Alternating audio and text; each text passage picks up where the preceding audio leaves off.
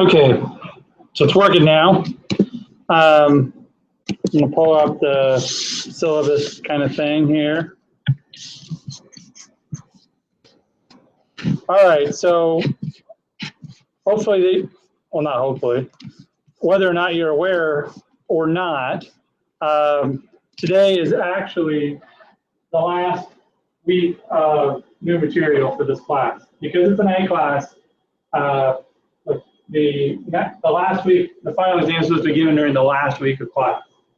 Okay, so this is the last week of new material. The lab today will still be due 2 weeks from today, just like normal, because 2 weeks will still be before grades are due. Okay? But the last time we meet will be next Tuesday. And so we're not going to present any new material. Let's look at week. So today's week 11, or M11. Meeting 11 is what I called that. So the first thing I have written down here is that there's a test next week. Okay? So that test, first of all, it's going to be a short test. I'm going to have a really long test. Most of it we'll be looking at, I should say almost all of it, we'll be looking at code snippets and interpreting what's happening. Okay? So like, you should know what an import statement does. So if I write import archive, what's that do? Well, it makes ArcGIS start up in the background, or I run an ArcGIS command, or in Python, or I add 2 numbers in Python, or I do a loop in Python. Should be able to know what's happening. And they'll be really small. And I'm not going to give you like a big program and ask you to interpret everything. There'll be focused questions. I really think that this test is only going to take about a half hour for you to do. I just want to make sure that you have an understanding of what Python does. The test is also going to be open notes, an open computer. So you can get on the computer and search the internet. There's really no restrictions to the resources that you'll have for the exam. And as such, there won't be a proctor down on the coast. I'll just email it to you all at the beginning of class, and then you'll email it when you're done. And like I said, sorry, go ahead. Is the exam at the same time as class starts? Right. It is class. Yeah. So that's the way that the night class schedule works. Is that the last day of class is supposed to be the final exam. So I think it's going to take less than an hour, and I have written down here that the rest of the time will be devoted to answering questions about labs or projects. So y'all will be able to ask me questions as you're working on labs or projects that you need to finish up. But we'll keep it quiet for the first hour. So like around 5, I can start answering questions from y'all and from up here. We can be emailing back and forth if you have problems with like we've done on some of the lectures. Emailing code back and forth. All right, so that's pretty straightforward. Okay, that's covering that. So that's next week. Now, week 10, it totally slipped my mind to do this, to type up the rest, to type up the lab. So I didn't do that till right before class. Okay? I also want to finish that lab. So the first thing that we're going to do today is kind of talk about how we can do this. I refresh everybody's memory on what we're doing. But basically, the assignment is to rewrite the script. I have it pulled up here. It's this one. This 10 underscore 2.py rewrite this script so that it uses, instead of everything right here, change everything from here down to numpy, and then change the results back. It's blinding me over here. And then change the results back to raster. Okay? So that's what we want to do. And I was actually telling you, you'll need to do this, and then you'll need to do this step, and then you'll need to, create a loop and fix that up, and then add them all together, then you'll finish. I actually condensed all this down here. I didn't even have to do this, okay? As I was practicing, or as I was doing it. Did anybody get started on that one from last week? Did y'all get a? Did y'all attempt to do anything? Anybody from change everything from here down to numpy? Anybody trying to get started on that? Okay, but I wasn't really aware that we were supposed to do. Okay. Yeah, we just talked about it. I was kind of rushing through at the end of class. It's not a big deal. So we're going to change everything from here down to numpy, and then instead of generating a raster, it's going to generate a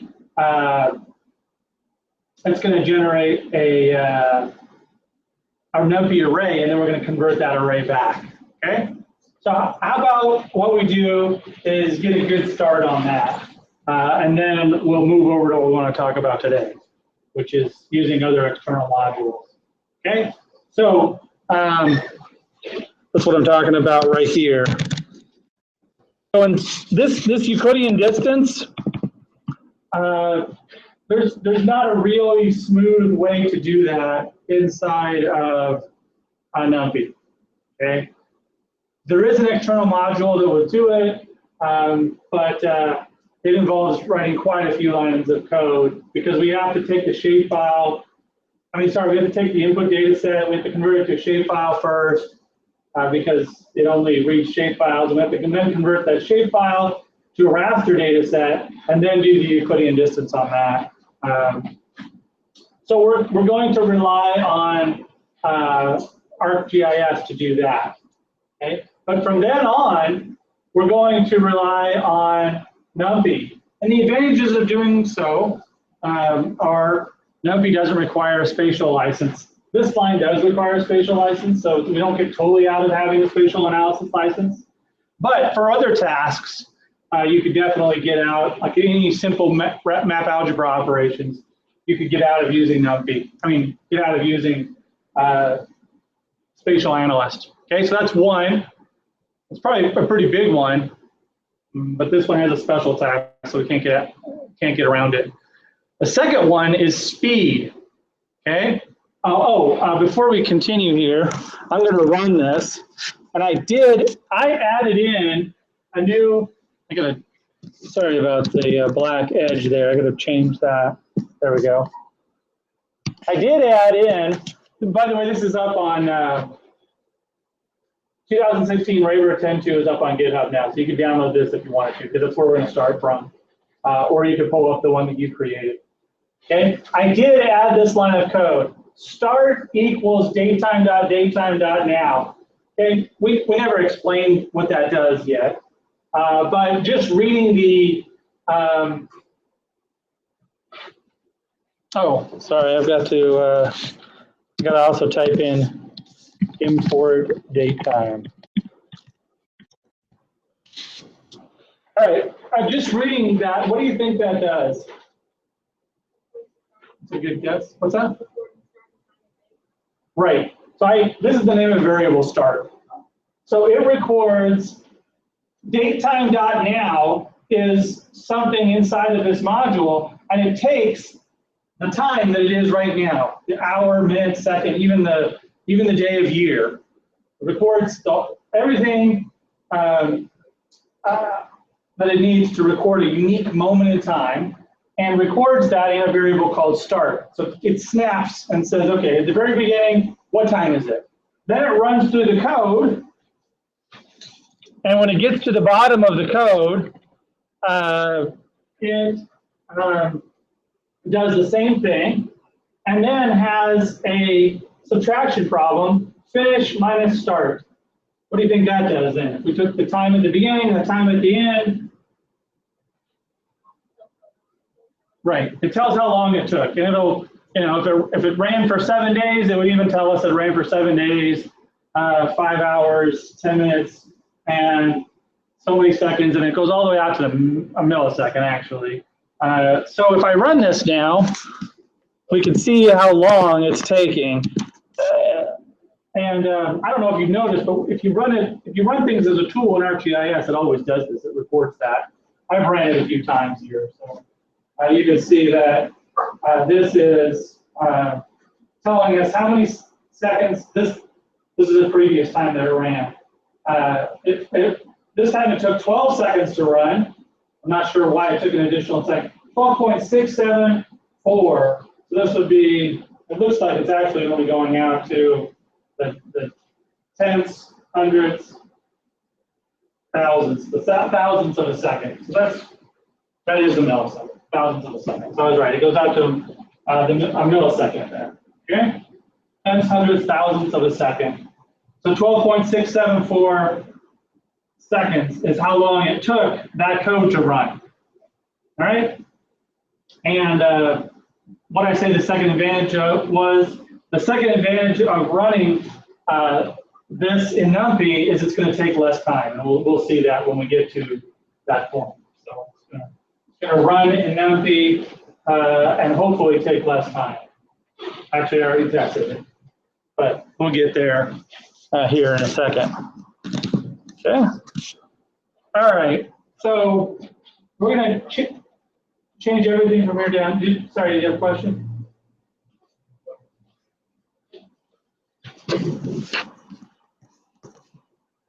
All right, in order to get this working, you are going to have to modify these lines of code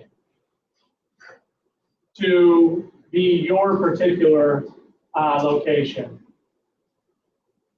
So wherever you're saving this on disk, you'll have to modify those 2 lines of code.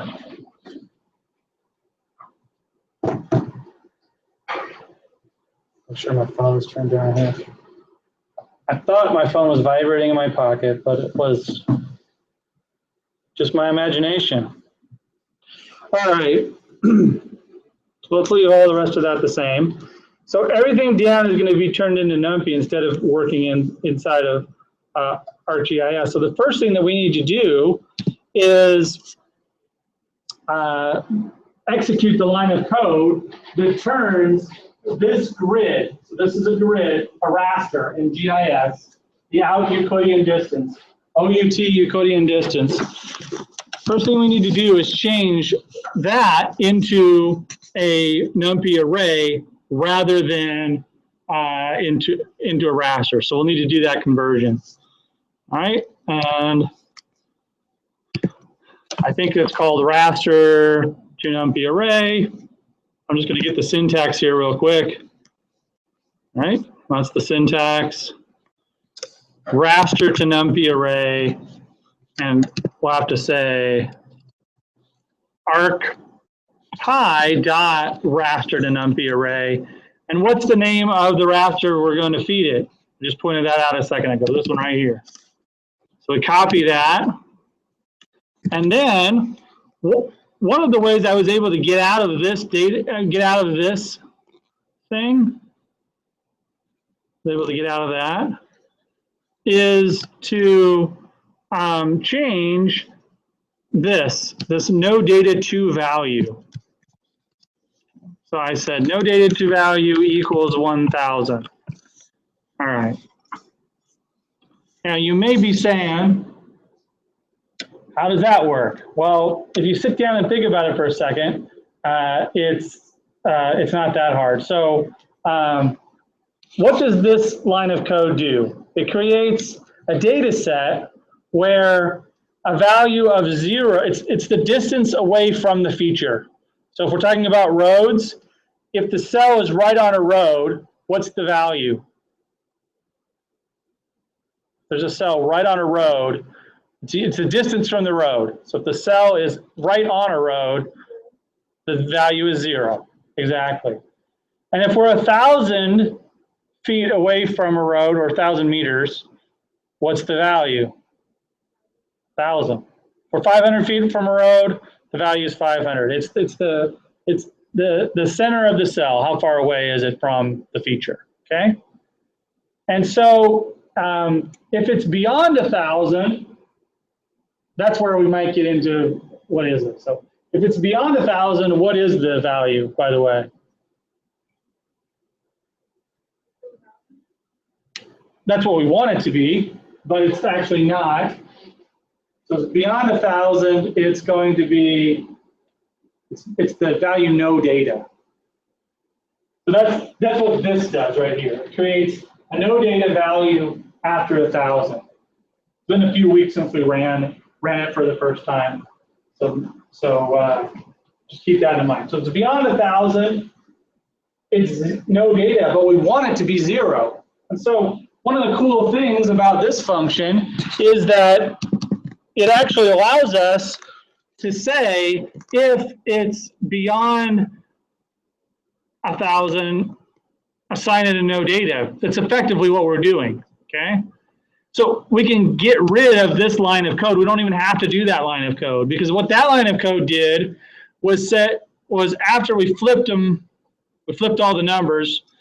So we had numbers that ranged from 0 to 1,000, and we changed them from ranging from 1,000 to 0. That's all that line of code did. So we can get rid of this line of code, because all this line of code says is if it's no data, make it a 0. So we don't have to do that anymore, because now what will happen is if it's 1,000, it will become a 0 already, because we did that step up here. All right, we need to name this something, so I'll call this we'll call this ED array, and for Euclidean distance array. So once that's established, we can feed that right into this one. So now what's happened is we've created an array, and all the no data values have been assigned 1,000. So basically, if it's right next to the feature, if it's right next to a road, it's 1,000. As we move away from the road, sorry, if it's right next to the road, it's a 0. If it's on the road, it's a 0. As we move away from the road, it goes all the way up to 1,000, and then it plateaus. Anything beyond 1,000 is also 1,000. Okay.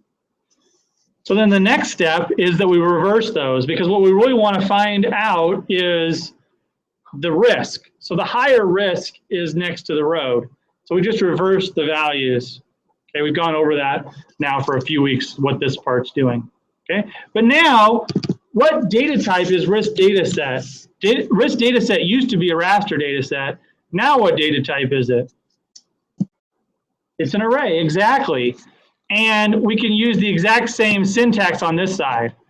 So 1,000 minus every value in an array will give us an array. 1,000 minus every value in a raster data set will give us a raster data set.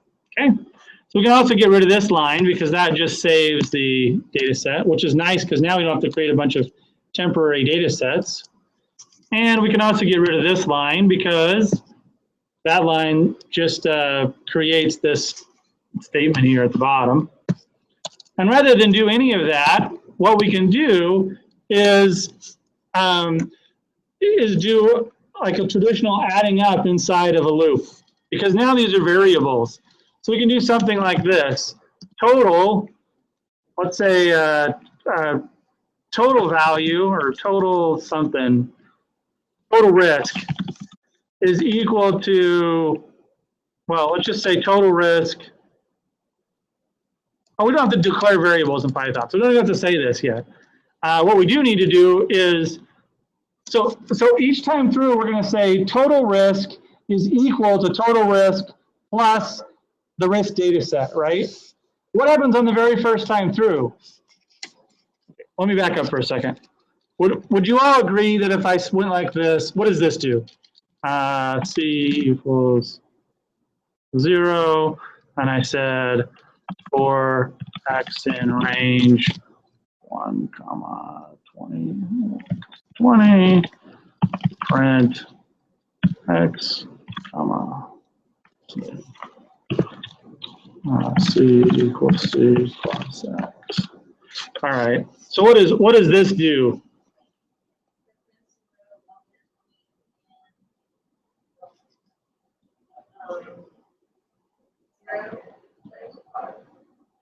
C, that says C. So what's the value? So it'll print 0. It'll print, no, actually it'll never print 0. What is C plus X the first time through?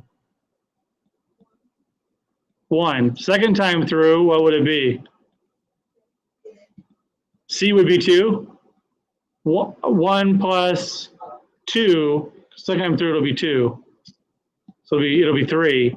And then the next time through it'll be 3 plus 3, which would be 6. Anyway, it's a running total. It's creating a running total of these values. And so we want to do a similar thing here where we have a value, but I need to do something like this. I'll call it first time equals true. And then I'll say if first time equals, no, I can just say if first time. And then I say, what did I call that? Total risk equals risk data set, else total risk equals plus risk data set. Okay. So, you know, I wonder, because this worked, let me just try this. Instead of, because that's kind of hokey. Do you see what I'm doing though?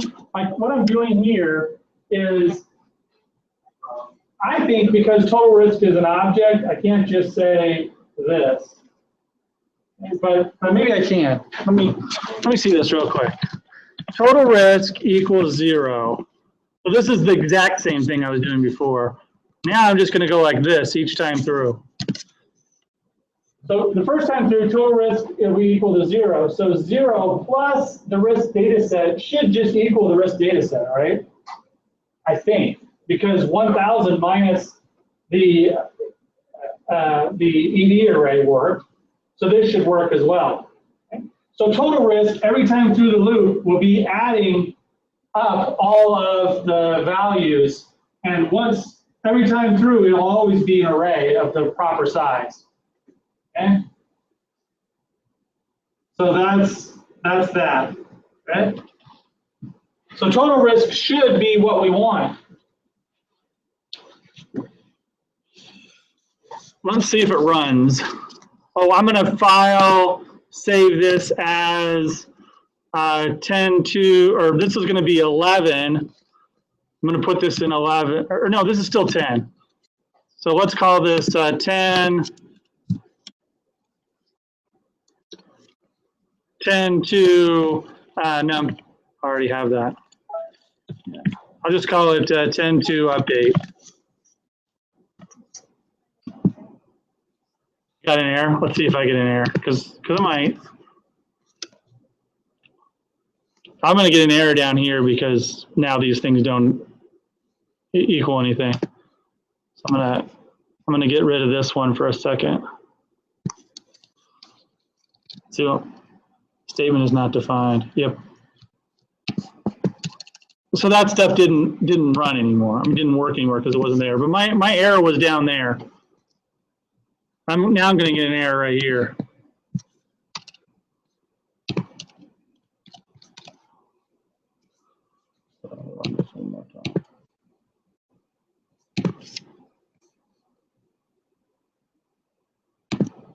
I should print total risk though to see what it looks like.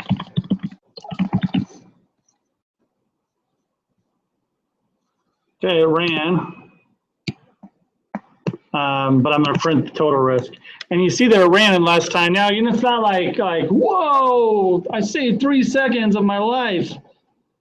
That's not, that's, yeah, now it's down to 8 seconds. So, yeah, it's not like miraculous, but it is, if you think about it another way, you know, 3 seconds is a quarter of the processing time. So it's a 25% reduction.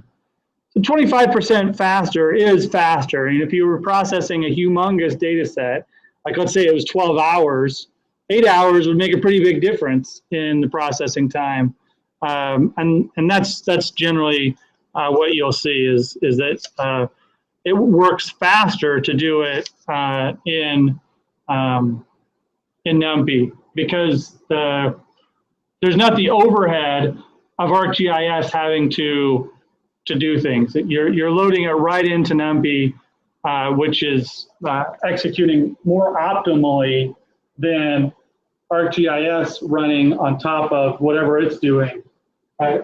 You're just eliminating one of the middlemen of the software chain. And so if you can do it in NumPy, it's often much faster. Okay, so we're almost done with this now because total risk now is what we want. We want to turn this back into an array. I'm sorry, back into a raster and save it. So that's NumPy array to raster. This is what we want to do. Now I have an example of that earlier, don't I? Example 3 and 10.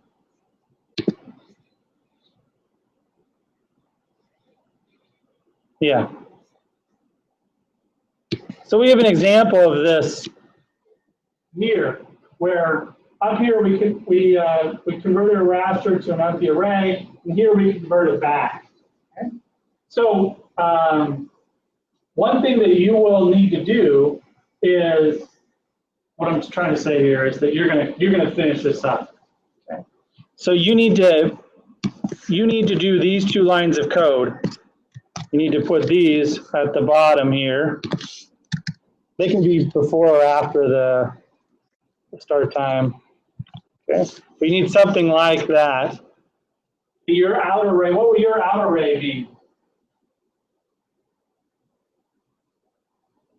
The array that you're trying to convert back into a raster, which one will it be?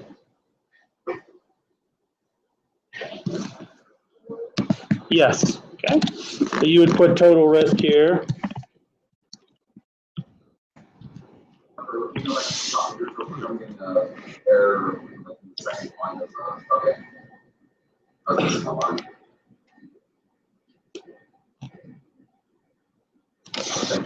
No problem.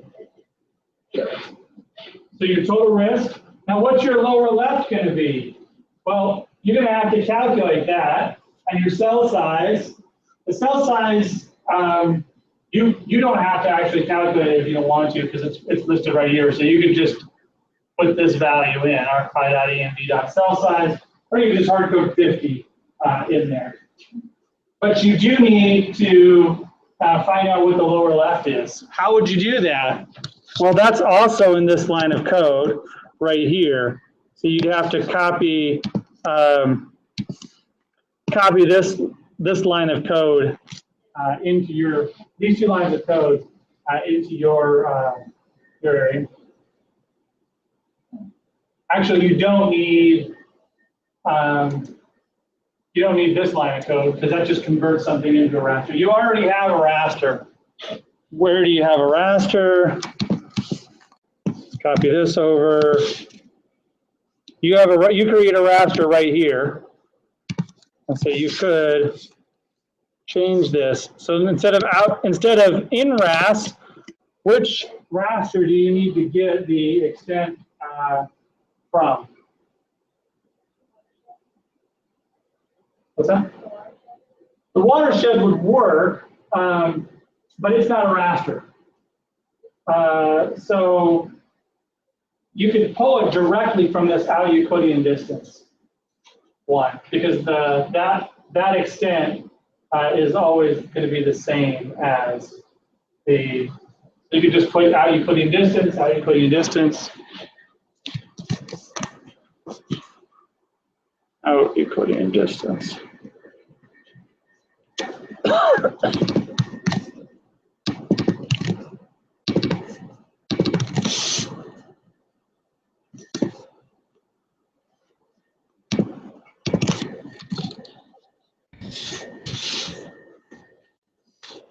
Wonder if that's a number, or I'm just going to leave that as 150. See what happens.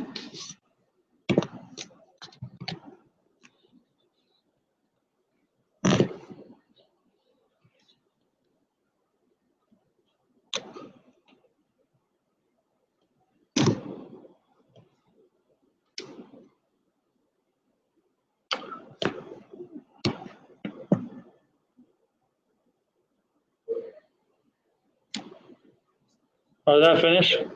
I guess that's finished.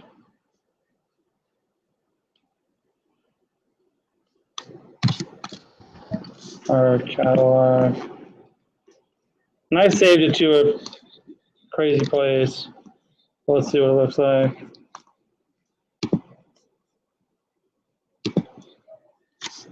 Windows.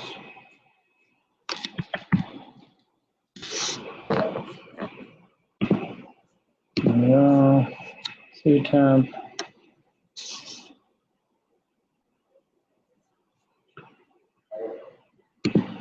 C temp.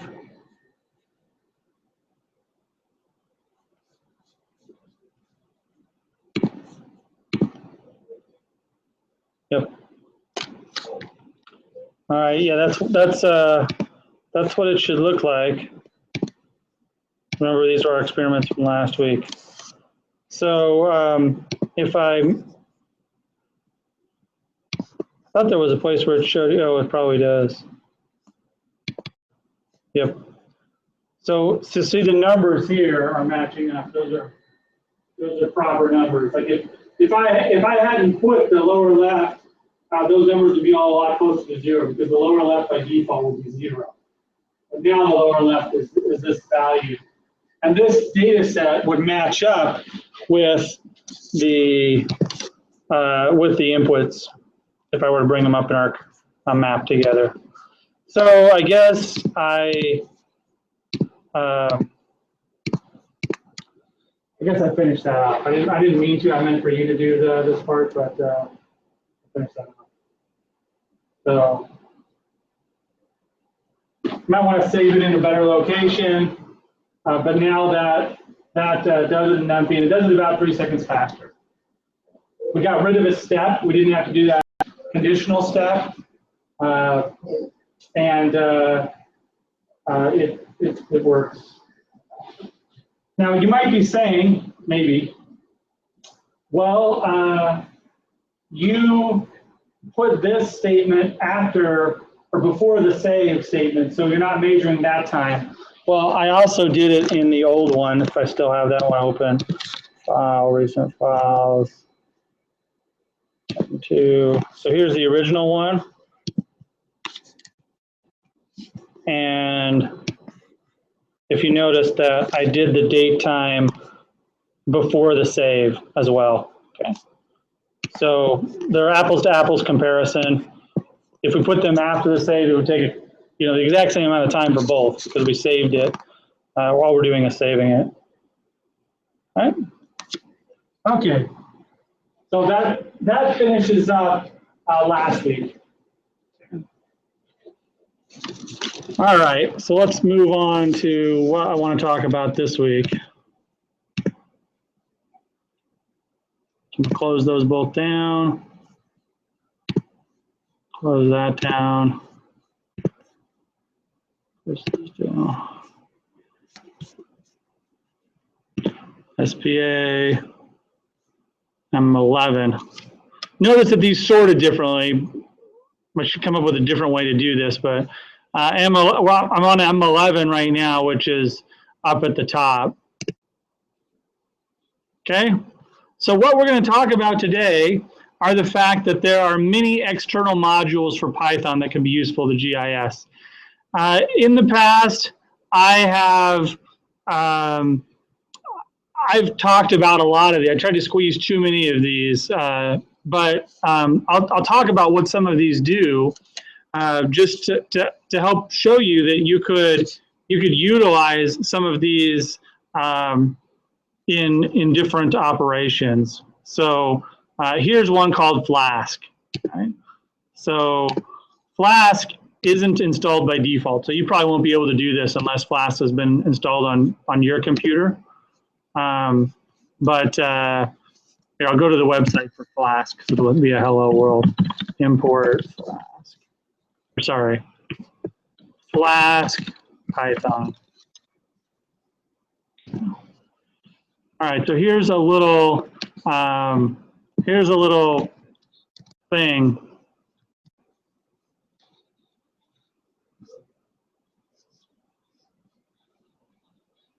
There's a little script that shows what Flask can do.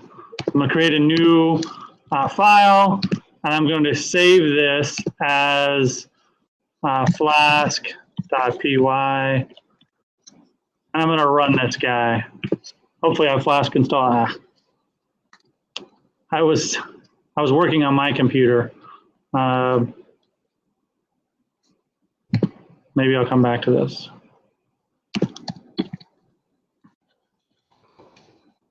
Let's see if it.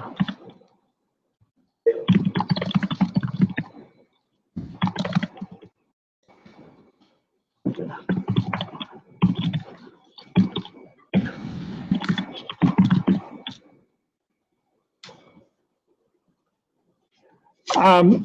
I don't know if this is going to work, but one of the cool things about Python is that it has this installer that comes with it called pip. And so you can install packages. I think you do have to have administrative access on the computer that that you're working on. But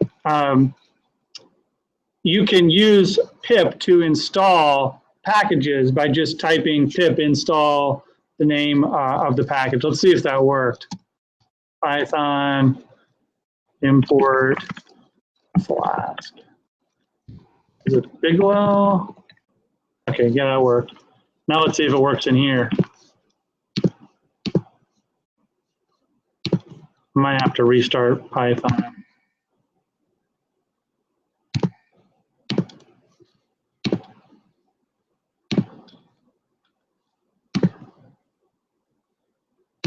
Whoops.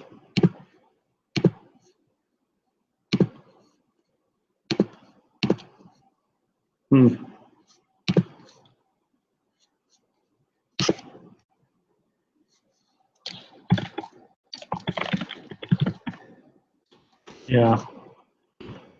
Okay, so the problem is that that there's more than one Python installed on my computer, and so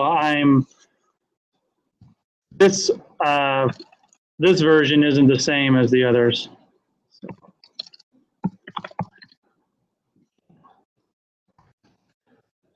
So now I'm going to run a different version of Python. So if I can run Python from the command line, I believe we demonstrated that in this course. So if I go to File Explorer, go to M11, Flask, copy,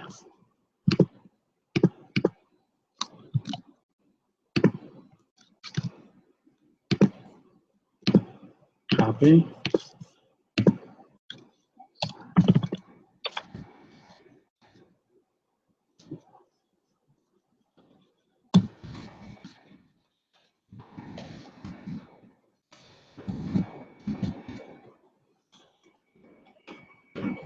I guess it's running a totally different version of Python.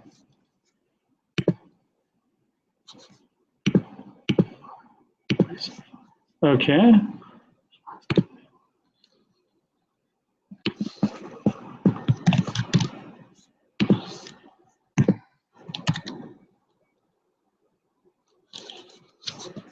All right, I'll see if I can get this working after the break, but no use fumbling around that for a little while. But basically what Flask does is it allows you to create a little web server.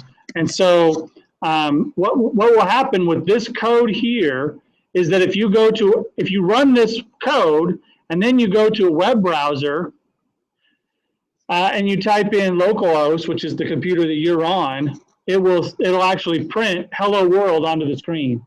So it's great for creating dynamic web content. So you could have different web pages that printed different things, or you could even create a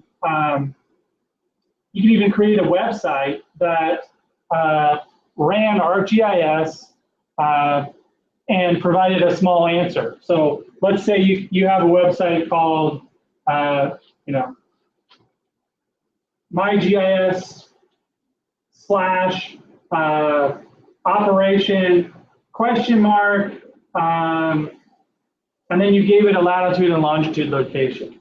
And it would come in and take the latitude longitude location, and what it would do is return the number of people that live within a certain distance of that latitude and longitude location. Let's see if this is actually even running. I haven't tested this in a long time. But a graduate student and I created this web page, which some of the older questions have more answers to them. All right. So would you rent a bicycle for the daily commute to a train station? So this has a map that shows up on the page. Well, one of the things that's happening in the background is that a request is being made to a Flask web server for question 243. And question 243 is being asked, what are all the responses? And then this web page is created dynamically to show those responses in various locations. Okay. So that's what Flask can do. Okay, this one called PSYCOPG, I left out a G, 2, can interface with the spatial database. So that's a cool one. We'll demonstrate that one.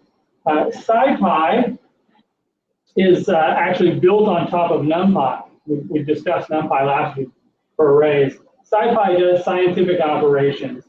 One of them being calculating the distance from another array. So SciPy could help us to get out of the Euclidean distance. There's many more modules that have been written for Python. One that I left off here was it's called Pillow. Okay, it does Python imaging. So imaging for Python. I should put that one back out. So the one we're going to focus on today, because we're going to try to do all of these, is called Matplotlib. Okay, it's a powerful library for plotting data. Here's the link to Matplotlib. Here you can see there are lots of different charts that you could make. I think I mentioned last week that John Hunter, who created Matplotlib, passed away a few years ago, but people have taken up his work. I mean, you can do all sorts of charts. It actually gets really complicated. How many charts you can do? Okay? And the charts, in my opinion, look as good, if not better, than lots of the things that you can create in Excel or other languages.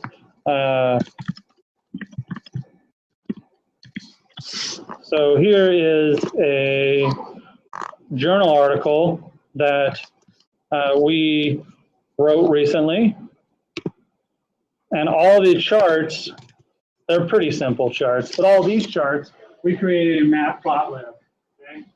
These are just bar charts that we created in Matplotlib, and I used these are all stored in a database, so I used that other PSY POG2 module to go into the database, and for each country, there was a value, and we just plotted the values, we sorted the values, and they show up here in this diagram. So here's another one that was created. These were created using Matplotlib. This was created using Matplotlib. This just shows the strength of the relationship between various countries in the database. So this is something, it gets used not just in my research, but it gets used a lot in research. Okay, so we're going to demonstrate a few techniques. Okay, so I have uploaded 2 different scripts that are simple scripts that create 2 different types of charts that are very often used in research and in industry. Okay, so the first one here is called histo. Okay, what's a histogram? I know that you probably know, Nicole. Anybody else tell me what a histogram is? It is. It's a bar graph. Exactly. What is the y-axis in the histogram? It is a bar graph. You're right. What's the y? What is the y graph? Or what is the y-axis in a histogram, though? That's what makes it a histogram and not just a regular bar chart. What's that?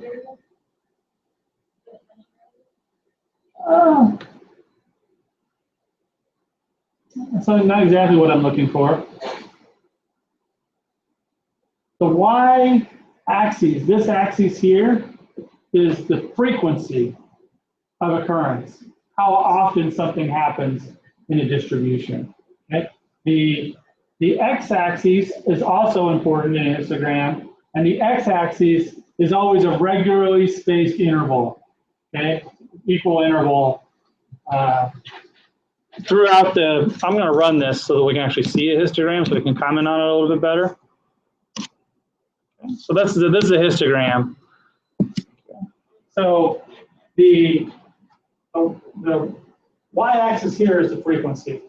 Another way to speak about frequency is probability. So this y-axis has been labeled probability, but it could be labeled frequency. Okay? And this is the x-axis. And this represents the data itself. So the data values range, in this case, from about 150 to 240. And the way that you read this is if we go to like this bin right here. So this looks like it's about 182 through 183. It looks like there are 10% of the values that are 182 to 183. 10% of the values fall into that bin. Now, if we go up to here, we can say 40% of the values fall into, or not, sorry, not 10%, 1%. And 4% of the values fall in between, looks like 197 through 198. 40% of the values fall in that range. So if we add all of these bars up, what do we get? 100% or 1. Yep, exactly right. So this code that's running, it just uses some random data. So if we modify this a bit, because our random data is actually a random normal distribution. So if we change the mu, or in statistical terms, mu means the mean. If we change the mean to like 10 and we run it again, we're going to see a different center point value. So now 10 is the middle, and we said that the standard deviation was also 10. And so from 10 to 20, 10 is the middle. So 10 is the middle. So from 0 to 20, because plus or minus 1 standard deviation, we get about 70% of the data. So 70% of the normal distribution. Okay? So from 0 to 20. because that's plus or minus the mean. All right, we can change things like the number of bins, okay? The number of bins here is 50. We could change it so that we only had 10 bins and run this again. And what's gonna happen is that instead of going, it looked like every one, we're now going every 10. So these represent a range. Here it's probably, 1 to, or not 1. Probably like, it looks like it's about, yeah, maybe 1 to 9. Okay, so we've made 10 bins along this histogram. So we've binned it differently. We could create 100 bins. If you create too many bins, though, watch what happens in your histogram. Well, that didn't create too many bins. But if you do create too many bins, you run the risk of having some bins without any data. But this looks pretty good. You see that it has become more noisy with an increased number of bins. All right. Okay, so that's a histogram function. Now, we could spend a lot of time figuring out what everything does here. But what you should know is that this object called a plot object, is what's responsible for creating all the different types of charts. So this is a plt.histogram, and we can have a plt.bar chart. And that's how I created those bar charts that I showed you from my research article. You can have a plt.scatter. That's the other one we're going to implement. And there's lots of help associated with what are all these other things. What all the other things mean. By the way, anybody know what alpha usually means?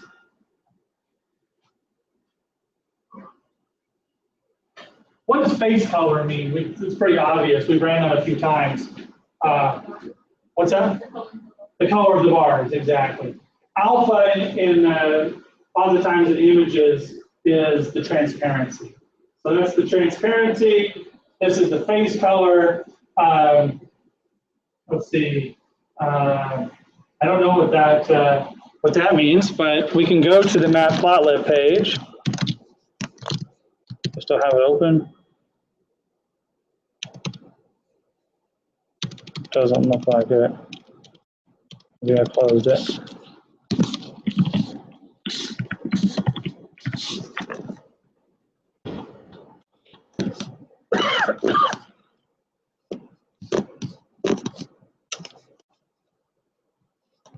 I'm trying to, if I just type in,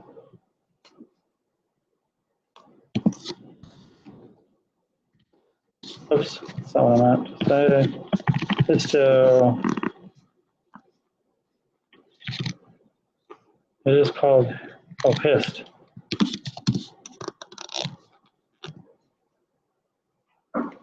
iplot.hist. So we can see the options here.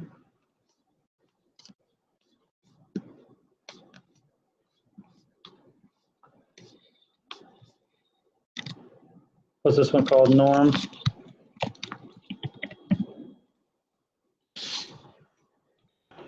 If norm n equals true, normalize the data by an autocorrelation. So I don't know if that's even necessary. I wonder if we took that out of there, what would happen?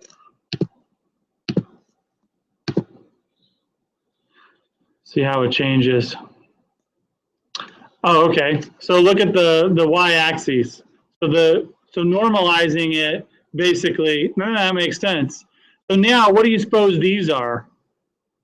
Those values, because they're no longer percentages. Frequencies, yeah. So it's the raw count. So we could even go in here. I'm going to change this back to. we could go back into here and change the Y label to frequency. Run that again. And while we're doing that, let's change this to red. Just to show you.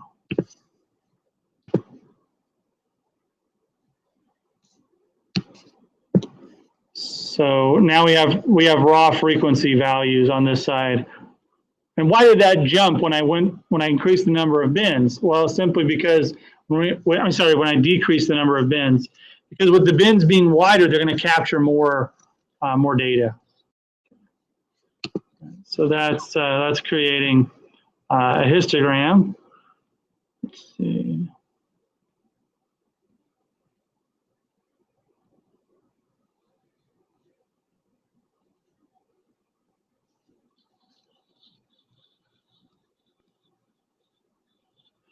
Okay.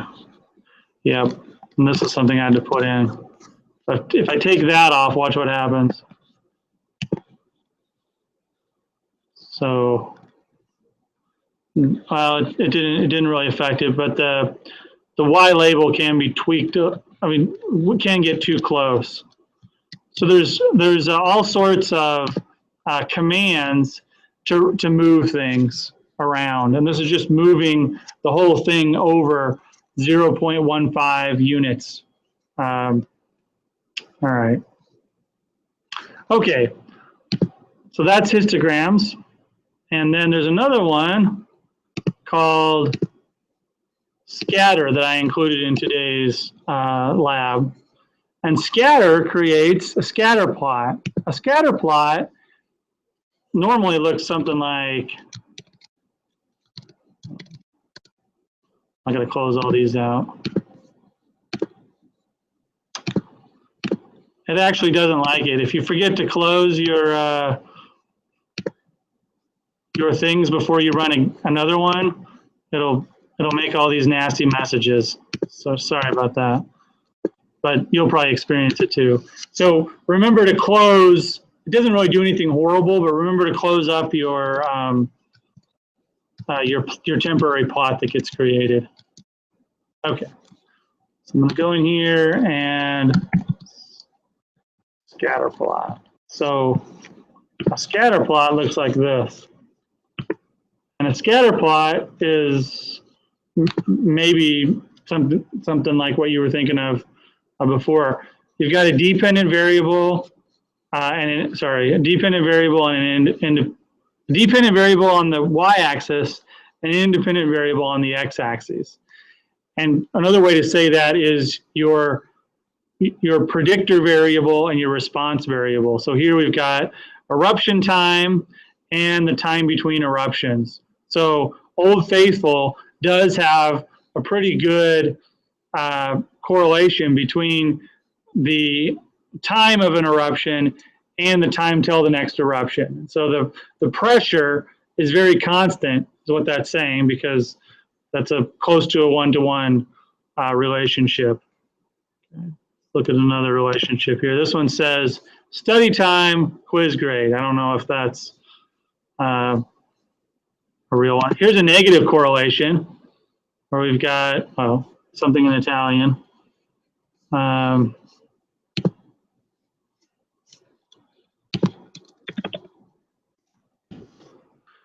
So amount of time spent training, time to run 100 meters. Okay. That's just X and Y. Okay, so that's a scatter plot. So in my example here, I'm going to run this, and we're going to create a fairly ugly, oh, that's the wrong one. We're going to create a fairly ugly scatter plot. And our scatter plot is just going to be from random data. So every time we run it, it's going to be slightly different. And when you create a scatter plot from random data, you get data that's not correlated at all.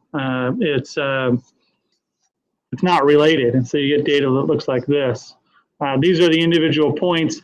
The individual points here are colored based on some data. colors are just random. So we could, yeah, the colors and the sizes are just random. So we could change this to 1 and comment this out. And let's see what happens if we do that. Now the colors will be random, but the sizes will all be the same. 1's too small. So let's change this to 10. Run that again. All right, so we got all these different ones, and there's. If we don't like the colors, we want all the colors to be the same. I believe we can just get rid of this line, and then we won't even be specifying colors, and it'll choose a default color, which is kind of a gray. Okay.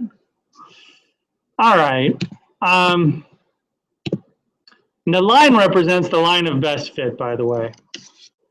All right, so the assignment, and maybe we'll do these assignments. Forgot to do that again. Maybe we'll do these assignments in the opposite order that they're listed. But let's look at the assignment here. The assignment is to take these examples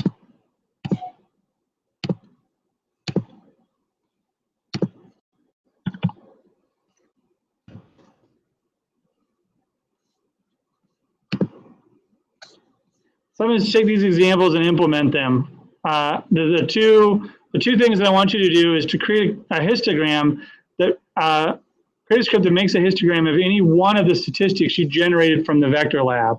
Okay, so from the vector lab, we created all those statistics about the shapes, and we have a range of values. Okay, we have some shapes that were very regular and some that weren't. So the values all ranged. Let's say we use the shape statistic, the very last one we calculated. The shape statistic, the values all range from like 0 to 1, I think. And so what we want to do is see if the distribution of those values looks normal. And so we're going to use what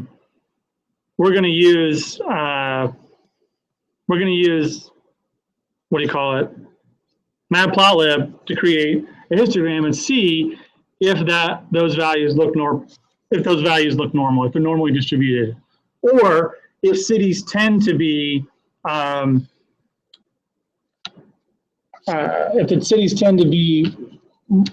mostly regular or mostly not regular. So if we looked at the histogram again.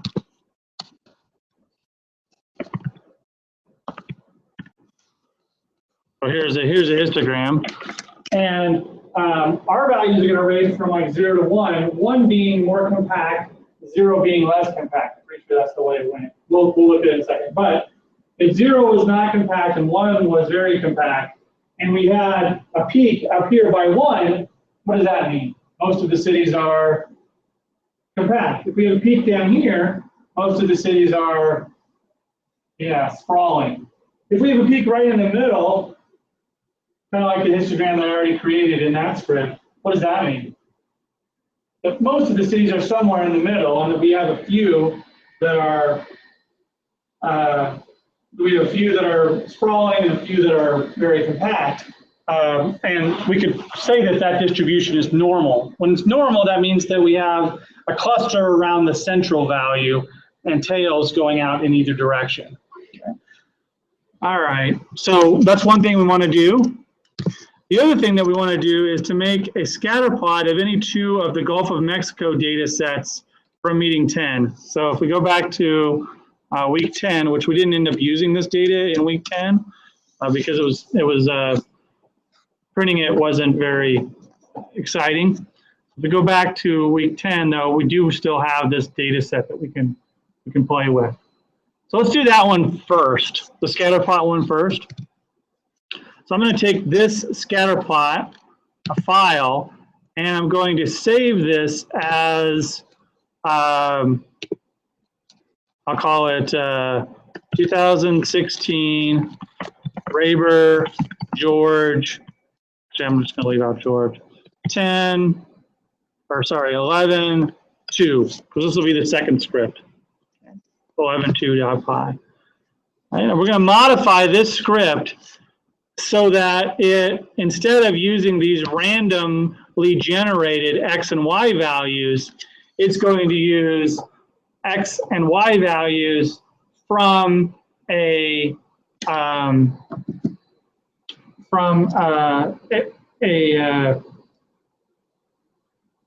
from some rasters, okay?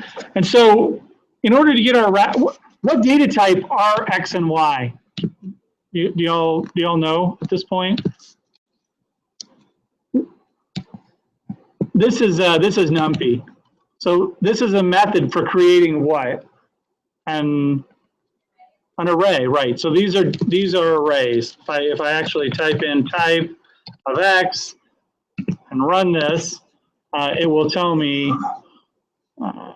If I close that, I have to print it.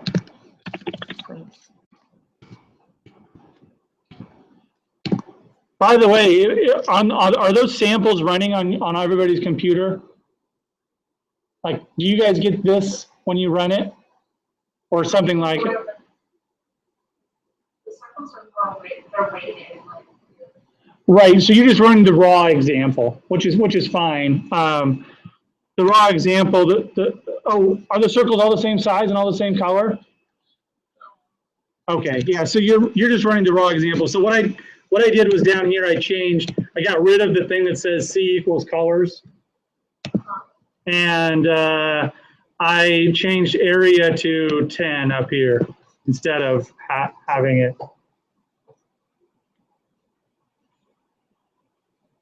In fact, I'm going to get rid of this line because I don't want my dots to be different colors. The reason why you'd want your dots to be different colors might be if you were also trying to show, like, let's say, well, there's a kind of a cool scatter plot that I've seen before that shows, let's see, life expectancy and, I don't know, maybe public health spending. And of course, you know, more money spent on public health generally makes life expectancy go up, but it's not an even distribution. And sometimes it would be interesting to color all the dots, because each dot represents a country, to color all the dots by the continent that they're on, to show how in some countries and some continents the correlation is higher than it is in other countries. But anyway, that's why you want to color different ones different. I'm going to delete this line for now. I'll delete the rest of this one. You can always go back to the original code that's up there if you wanted those. Okay, so polyfit is the function that creates that line, and then scatter is the function that creates the scatter plot, and then we put both of those on the plot itself. Okay. All right. And then this is the actual correlation coefficient right here. Shows you how strong the correlation is. Okay. So what we want to do is, instead of these X and Y's, we want to make our X and Y's two different variables. So I'm going to say X equals var1 and Y equals var2. Which variables are we talking about here? So let's go look at the variables that I'm talking about. I think I downloaded these already. Let me see if I did. I'm going to look. I already closed our catalog. Let's open up our catalog again.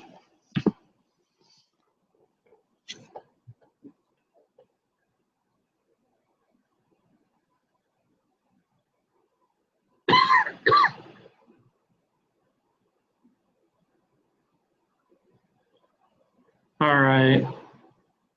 Let's see. I would have put it in ctemp. I don't see it. Rather than looking for it for a long time, I've got it. It's up there online. I'm just going to download it again. So go to this week, this GOM zip.zip, and hit it and say view raw, and it'll save it. Okay. Once it saves, say open, and then right-click on gom.gdb and copy that somewhere. I'm going to copy it to ctemp. I'll just put it right in ctemp. Okay, this is in week 10, not in week 11, just because I uploaded it last week. Okay, gom.gdb. Now if we go back to our catalog and hit refresh, it's right there. And there are 3 different layers. There's the bathymetric layer. What does bathymetric mean? What is this a layer of? What do the values represent in this layer, do you suppose? Anybody heard that term before? What does elevation mean? Yes, usually how high above sea level something is. Bathymetric is actually the opposite. It's how far underwater it is, okay? So this is, the cells here represent how deep it is. So you can see here's Cuba up here, and Cuba's all white because it's all above ground. In fact, it's no data where the values are above ground. Here, see right here, the value is -6878. That's really, really deep. Okay, this is Jamaica right here. Okay, you can see that it's really, really, really deep in that trough. Okay, this doesn't quite go all the way over to Hispaniola, but this is the edge of Hispaniola. Cayman might be, well, anyway, I think this is Pedro Bank, and Cayman is off a little ways, but you can see these are the Bahamas. There's lots of flat area around, shallow area around the Bahamas, and some of this might administratively be Turks and Caicos, but most of that's Bahamas because this is Florida, okay? You can see that there's a pretty big shelf off the coast of Florida. So this will be a value of no data, but as soon as we get off coast, there's 141, more no data, okay, 276. Now out here, it's really deep, right there. I'm not sure if these actually are meters. That sounds really, really deep. But the feet would be a little bit more reasonable. Anyway, we're more concerned about the correlation anyway. This is mean annual salinity. Okay, so again, I'm not sure what the units are, but why do you suppose that it is less saline around the coasts, particularly around what do you suppose these areas are that are less saline? Just, I know that this class isn't about salinity. Yeah, so this is a pretty huge river outlet here. And then there's actually also a number of major rivers. So we've got the Mississippi, we've got the Pearl, and we've got the Pascagoula all in this area. And then there's a few rivers here, and you got the Sabine and a few other rivers as you head this way. That are all draining very large areas of North America. Here you've got the Ashley and the Cooper draining out into the Atlantic, and then up here you can't barely see it, but this is the edge of Chesapeake, which is another big estuary up near Washington D.C. All these islands are rather small in comparison to freshwater being drained off of North America. And so that's why you don't see as much, but you do see a little bit of areas where it gets a little darker. The major rivers in Jamaica flowing off to the south there. Got a few major rivers here draining parts of Mexico. Anyway, that's the salinity. And then we've got the mean annual sea surface temperature. Anybody know the the lighter areas are warmer. Anybody know the name for the thing that's causing this this warm band heading up the coast there? What do we call that? What do we call that current? There's a name for this current. We call it the Gulf Stream. So the reason that's called the Gulf Stream is that the Gulf is relatively shallow, as you saw, and so it gets warm, particularly right down here in the tropical portion of the Gulf of Mexico, and the water is just rushing out of here a lot. So you get a fairly strong current that's running from these warm waters in the Gulf and also here in the Florida Straits, and it's rushing up. And this stream actually makes its way almost all the way up to Ireland, bringing warm waters up into that direction eventually. Okay, you can see right along the coast we've got less warm water. All right, maybe a little boring, but what we want to do is see if any of these layers are related to each other. So we want to create a histogram. I mean, sorry, not a histogram, a scatter plot of. I wasn't specific on which ones. You can choose any of the bands. I mean, sorry, any of these data sets, and create a histogram of those data.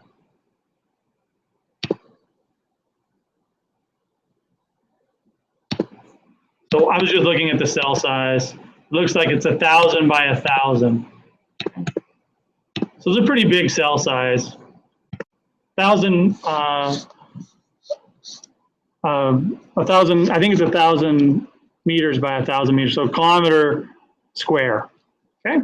So our first step is to get this raster data into an NumPy array. What was the routine for doing that, the command for doing that? Y'all remember? We've done it now a few times. We did it today, earlier when we reviewed Lab 10. What's that function called?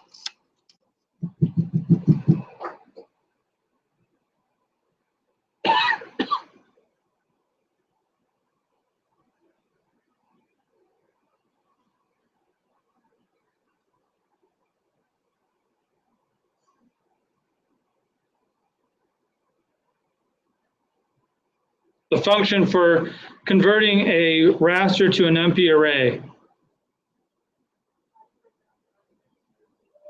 Right. All right. So it's argpy dot raster to NumPy array. I don't even know if I spelled that right, so I am going to Google it. What's that?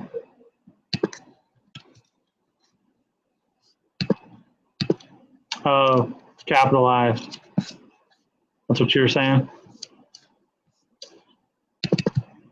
All right. Now, we don't really care about converting these rasters back, so there's no reason to use any of the other syntax other than changing our raster into an NumPy array.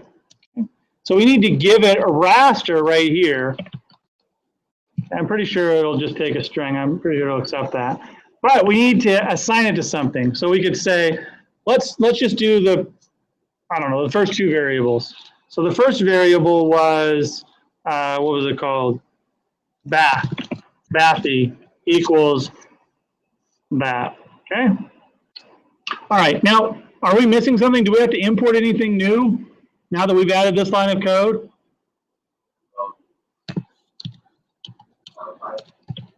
Exactly, we need to import argpy.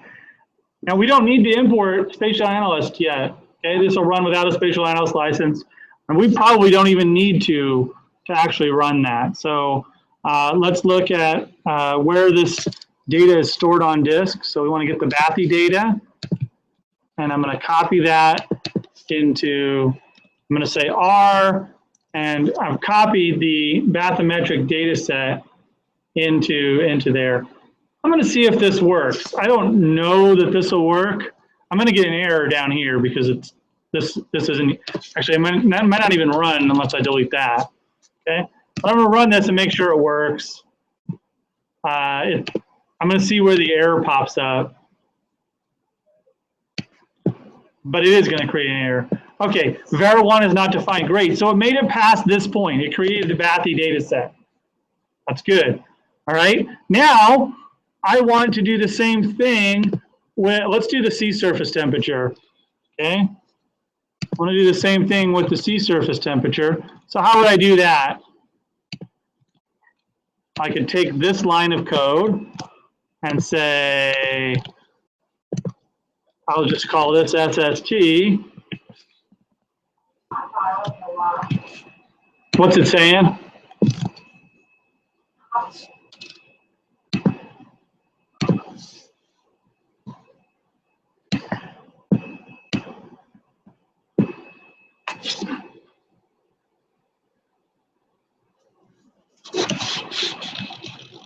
Is it saying something?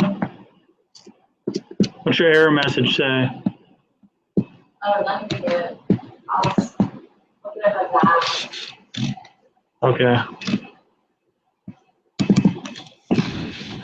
I got an error that says my unfold money that's very one. Right. Yeah. Zero one is not defined. Exactly. So we that's where I thought the error would be. I was just trying to run and see if these lines of code would work, and they did. So now we have to redefine x and y. Instead of var1 and var2, we need to feed them the bathy and SST values.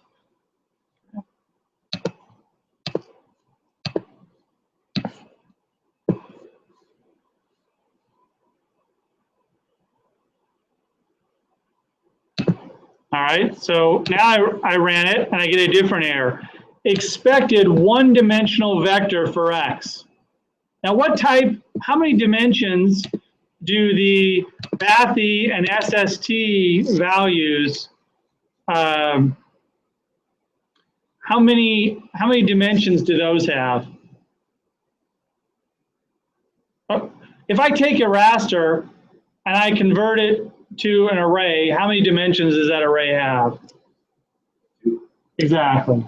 And so it's saying that in order to do a scatter plot, I need a one-dimensional vector for x. Okay? So I need to convert my array from a two-dimensional to one-dimensional.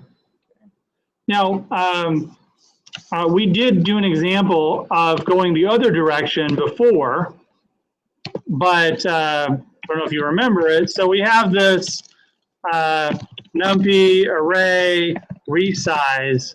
I think it's reshape. Oops. Reshape.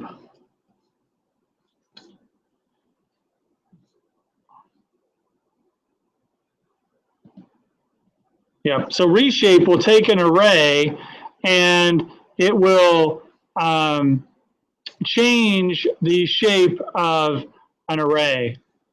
Okay. So the first thing that I want to do is find out how big it is in the first place. Now I could look that up, but let's make our code more general so this would work with any two sets of data, right? So I could say SST, sorry, not SST. Oh yeah, that would work.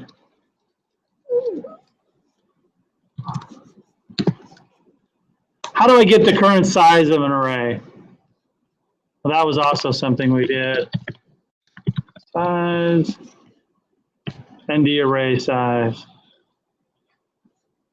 x dot size. Okay, so if I just type in bathy dot size, I print this.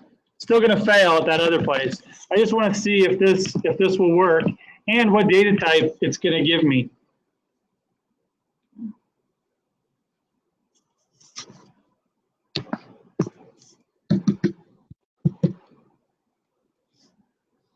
Okay, it says it's 565 4625. That's how big it is. And what data type is that? That doesn't really matter, but it's an integer or a long integer of some size, some size.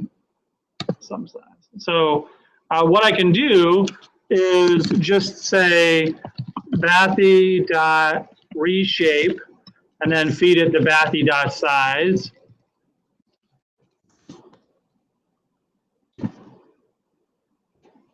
Let's look at reshape here real quick though, because we need to know if it's going to, okay, yeah. So this is not a operation on an array. All right, so it's numpy.reshape and it assigns it to a new value. I think we can do this though. Numpy.reshape, and we need to feed it bathy and say new shape. I think this will work. Let's see if that works.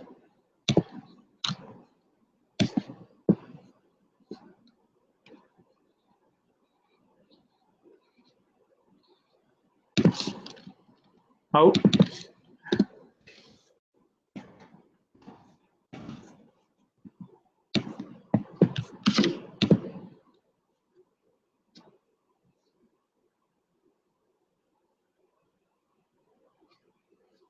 All right, great. So that worked. So what this is doing is saying, okay, numpy.reshape, and it's taking the array bathy, and it's resizing it to be the current size of the array, which is just the rows times the columns. But now it's a single one-dimensional array. So we need to also do that with the sea surface temperature. So we're taking the sea surface temperature, and we're just doing the same thing. So now it's going to create an array of the same size with sea surface temperature.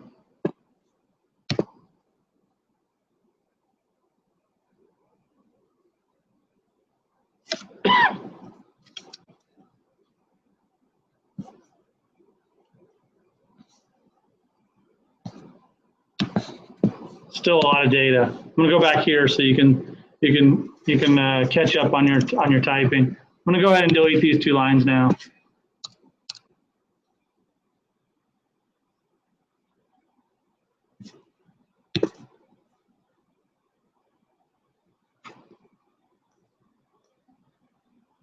Well, that's interesting.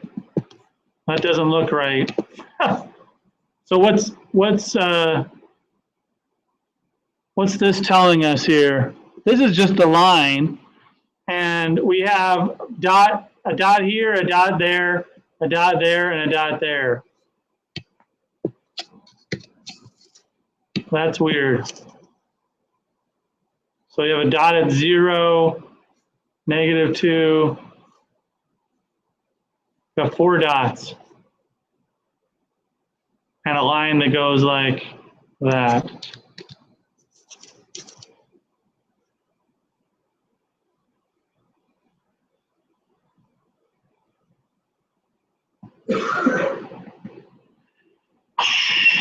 Okay. I'm going to delete this line. I don't need that anymore.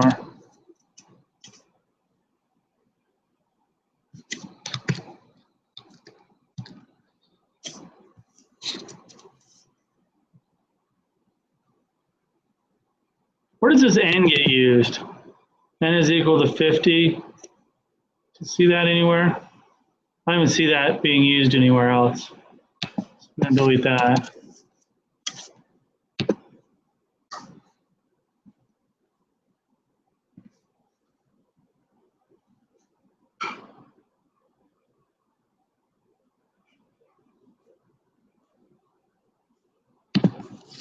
I'm going to print, I know this isn't going to work really well, but I'm going to print bathy just to see what it looks like.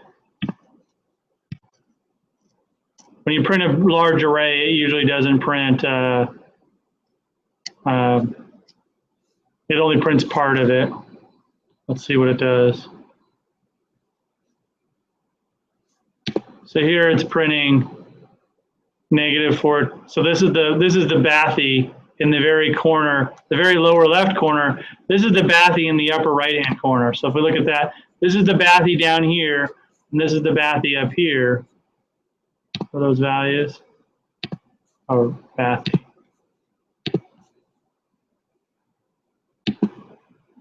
That looks right.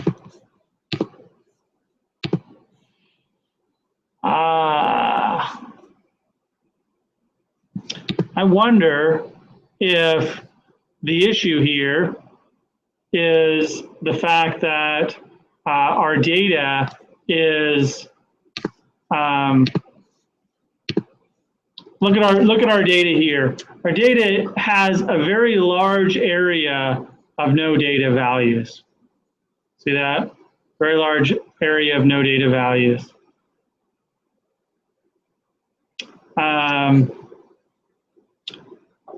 And so we need to get rid of all the no data values because the no data values are throwing us off.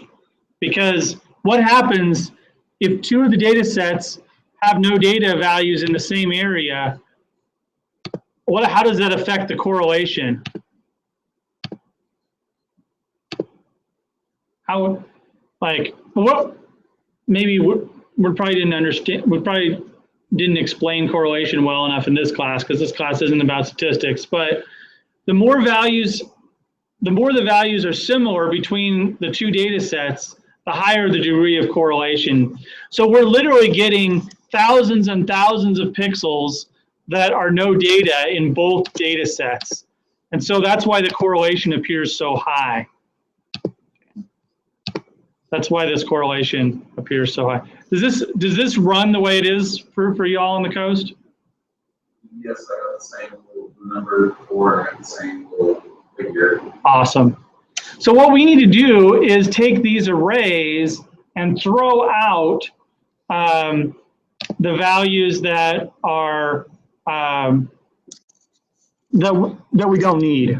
Okay. So let me show you. Remember, we have numpy dot where. We need to do this numpy dot where because we need to say if the value equals a certain value, just get rid of it. Yeah, it does take a long time to run.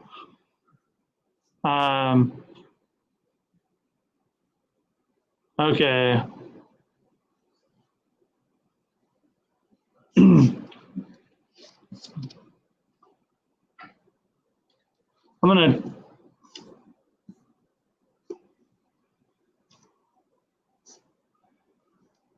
I'm going to test something here real quick.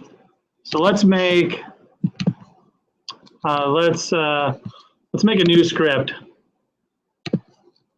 I'm going to say import numpy as np, and then I'm going to make an array. My a equals array. That's going to be a simple array that looks like this: 0, 1, 2, 3, 0, 1, 2, 3. Okay. It's my simple array there. And then I'm going to print my a, and then I'm going to say my a, np dot where my a is equal to 0. I'm going to print this, see what happens.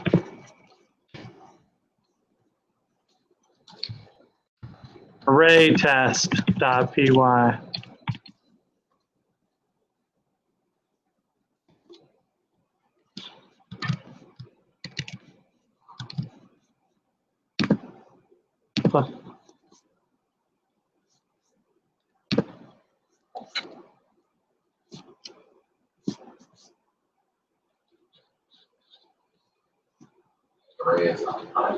Yeah, that's what I got. How do you create a new array?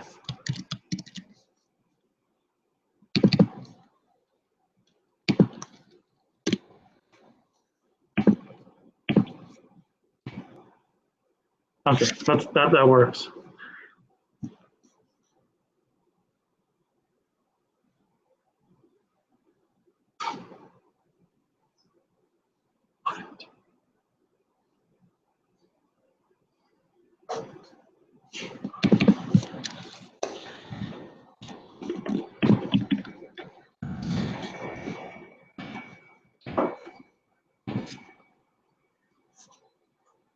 array 0, 4.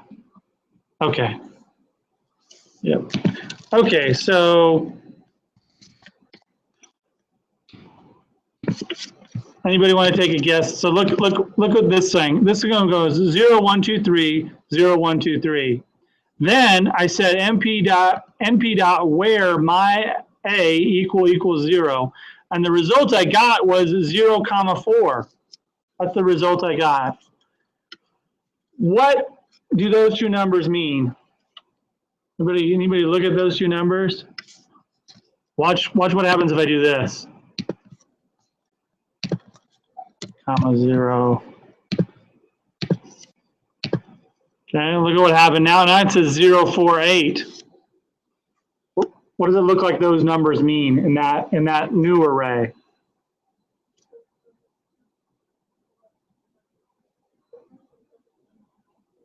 Yes, those are the indices of the values that are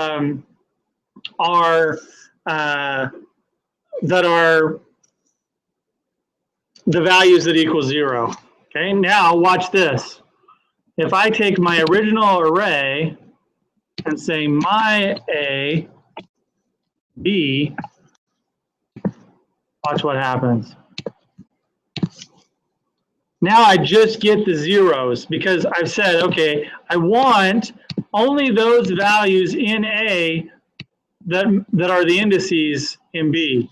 So I get 0, 0, 0. So I can change this. If I change this to not equals, I will get only those values that are not 0. See that? Okay. So this is exactly what we need. We needed them to not be 0. So I'm going to take these two lines of code here, and I'm going to go back to this thing. I need to do the same thing with these two data sets. I need to get rid of basically all the land values.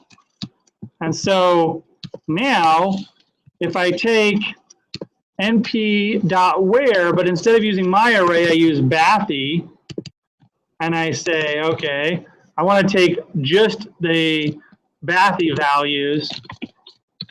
Bathy equals bathy b.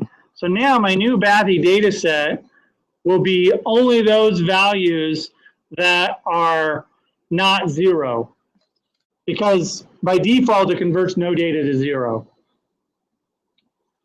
Let's see if that's a problem with mean sea surface temperature. No, there's never going to be a sea surface temperature of 0, so that's not going to be a problem with that one either. Okay, so then I can do the same thing with sea surface temperature. SST is equal to bathy,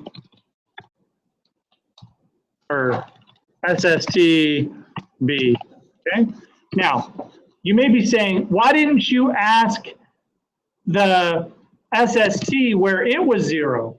Well, I'm not doing that because it's very important that these two arrays are the exact same dimension. They have the exact same number of rows and columns. Well, in this case, rows, the exact same number of values. And so what I'm doing is eliminating the exact same values from the bathy that I eliminated from the sea surface temperature, as if I'm using the bathy 0 values as a mask and only removing those. Now I'm going to run this, and what it's doing is it's removing all of the no data values and only leaving the values that are not 0. Still seems too high.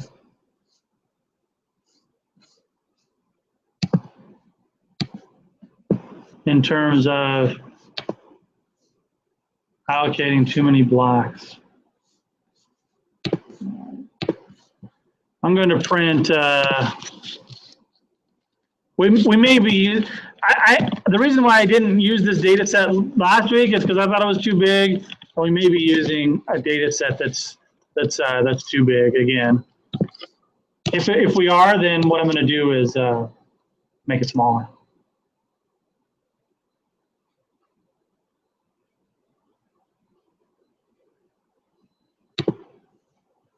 those values are still, really big. There's no values like that anywhere.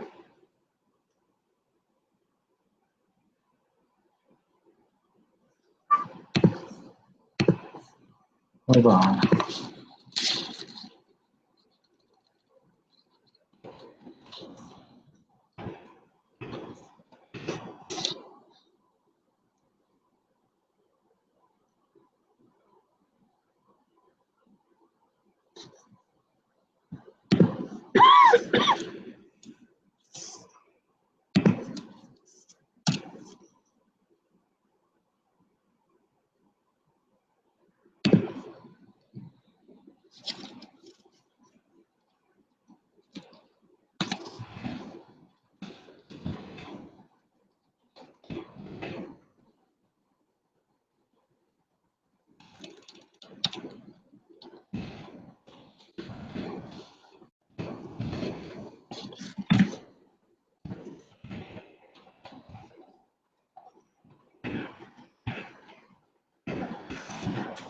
It appears that there's some bad data in that data set. I should have run this lab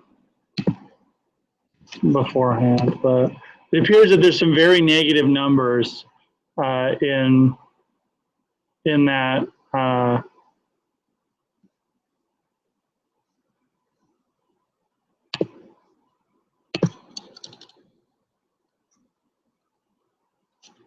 Let's see. So if it's not 0, how about we say this?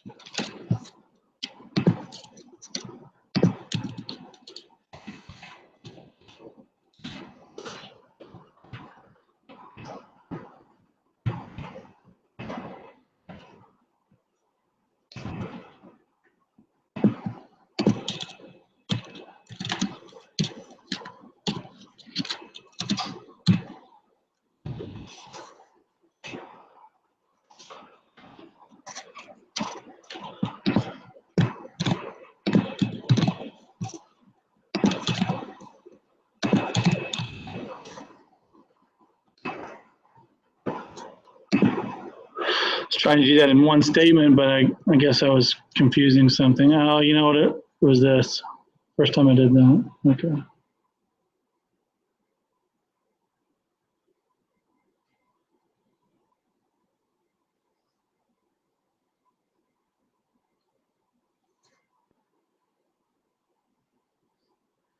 All right. So what's happening? It looks like we're getting closer.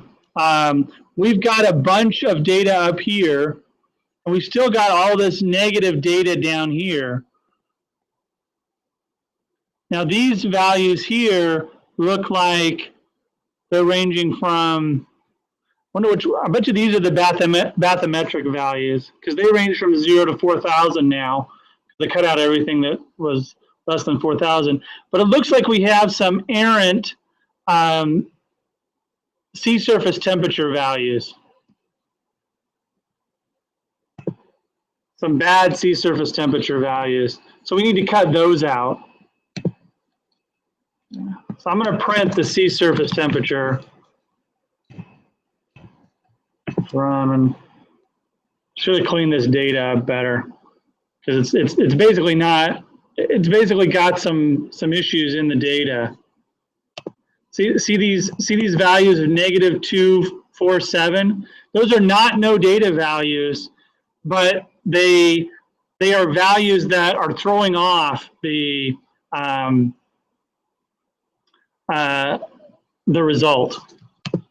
So let's change those out too. So we're going to do one more of these guys, and I'll call this D.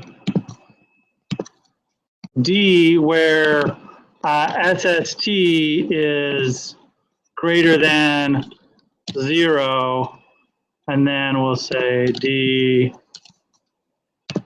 So now we're throwing out any values where the sea surface temperature is also screwed up. And this should work better.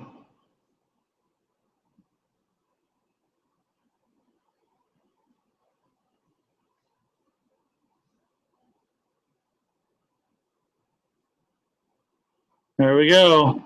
So that's our new scatter plot, and it looks pretty bad, but that's the relationship between sea surface temperature and depth.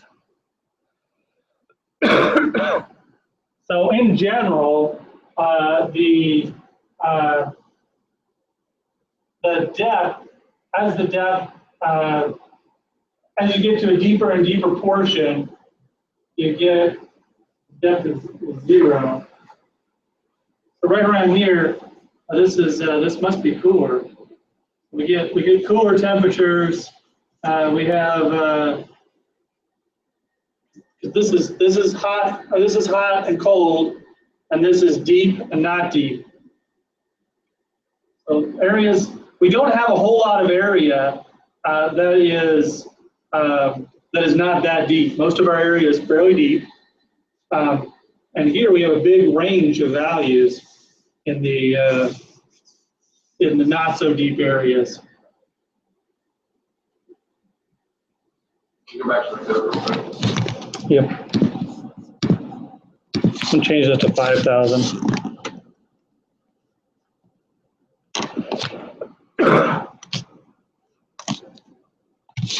Maybe even 6,000 just to see.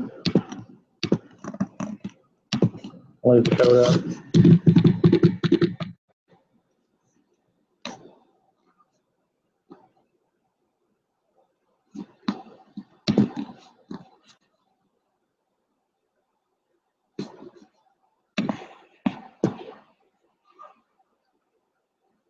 So I bumped that up to 6,000. That's kind of interesting that these are all the dots, and you can see that for some reason there's this kind of hole. There's not a lot of area, not as many dots in this area where the temperature is in this range. There's not a strong relationship at all between these two variables, is what this is telling us. In fact, here's the correlation coefficient. 0.1849. So it's a negative correlation, and it's not that strong. And the strong correlations are up into the 0.7 range and higher, but 0.18 is not that strong. We could change this value by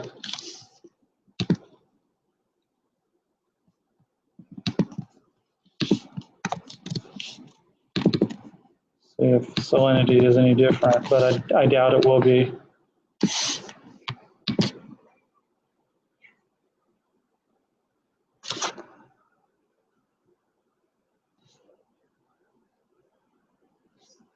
That's a little bit more related, but not much.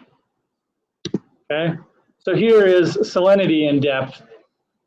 So in general, the deeper it is, the more salty it is. So this is depth on this scale. Deeper, more salty. And we did notice that in the really shallow areas are where we got the areas that were the least salty. So these are the shallow, least salty areas. And once you get out in the open ocean, there's a pretty good range of values. But those are the only areas where you get really salty areas are in the very deep areas. All right.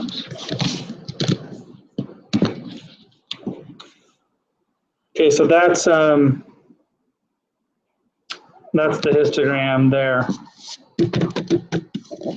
Okay, let's take like a 10 a 15-minute break, and then we'll do the histogram of the cities. Talk about how to do that. All right. Now we could, now that we know this, in fact, we'll do that right when we get back from the break. We could take this code and make a histogram of one of these two variables really easily. But then we need to modify that to make a histogram of the cities. Okay? And to make a histogram of the cities, we're going to have to take an extra step because we have a vector data set, right? So we're going to have to make a list. We're going to have to loop through all of the values that we want to make a list, and turn that list into an array, then feed it off. So we have to take an extra step because we don't have a raster. We have a vector data set. So we'll do that here in a second. Okay, let's take like a 15-minute break, so 6:20. We'll come back and do that. Oh, should I leave it? I've got the code up. You want me to leave it in a specific place, this code? That's fine? That's fine. Okay. All right, I'll be right back.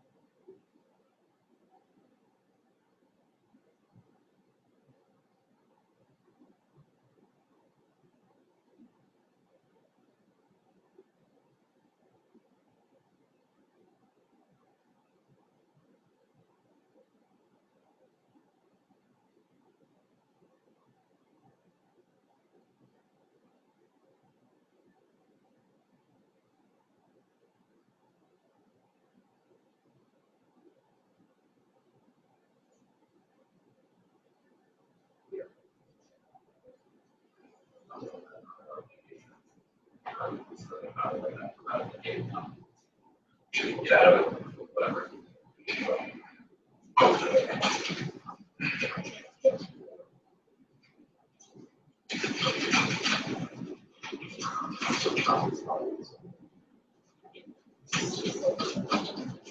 That's what it is right now.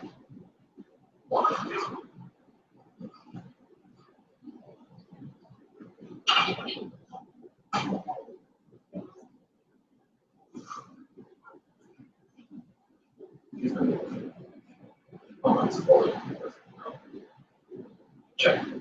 No, it wouldn't say.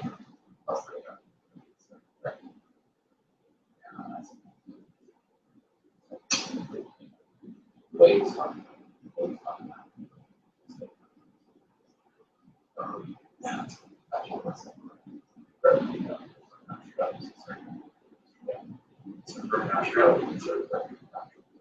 Bigger version.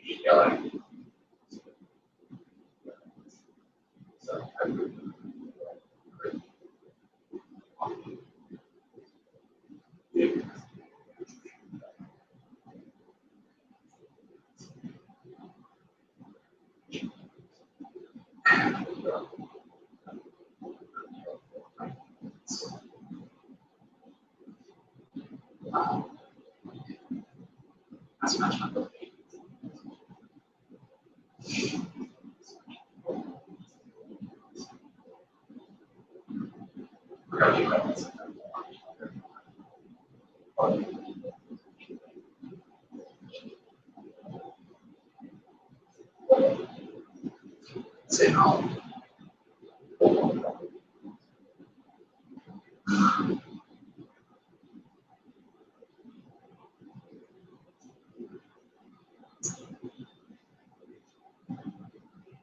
Other just like other.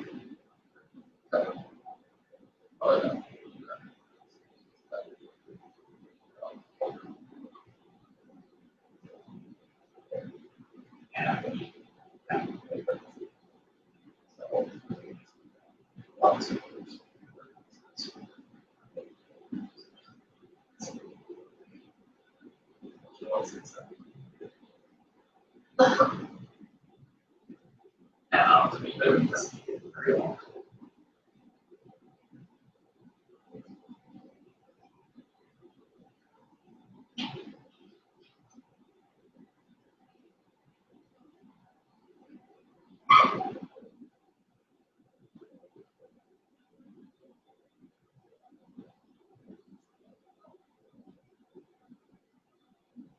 Oh, she's not old.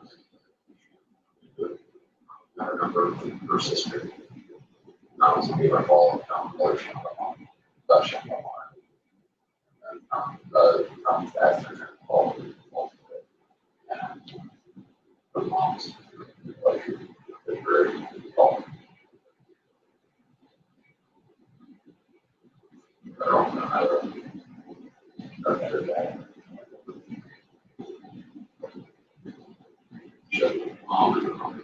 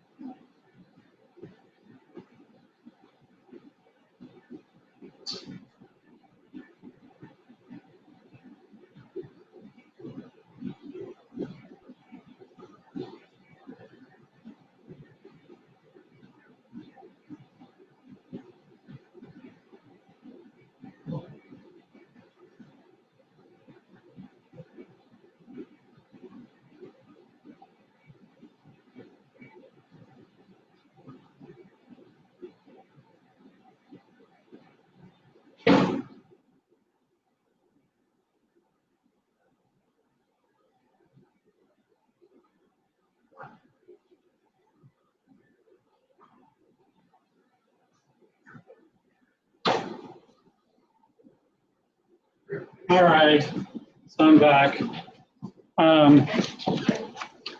So I wasn't planning on having to do basically all this nonsense here.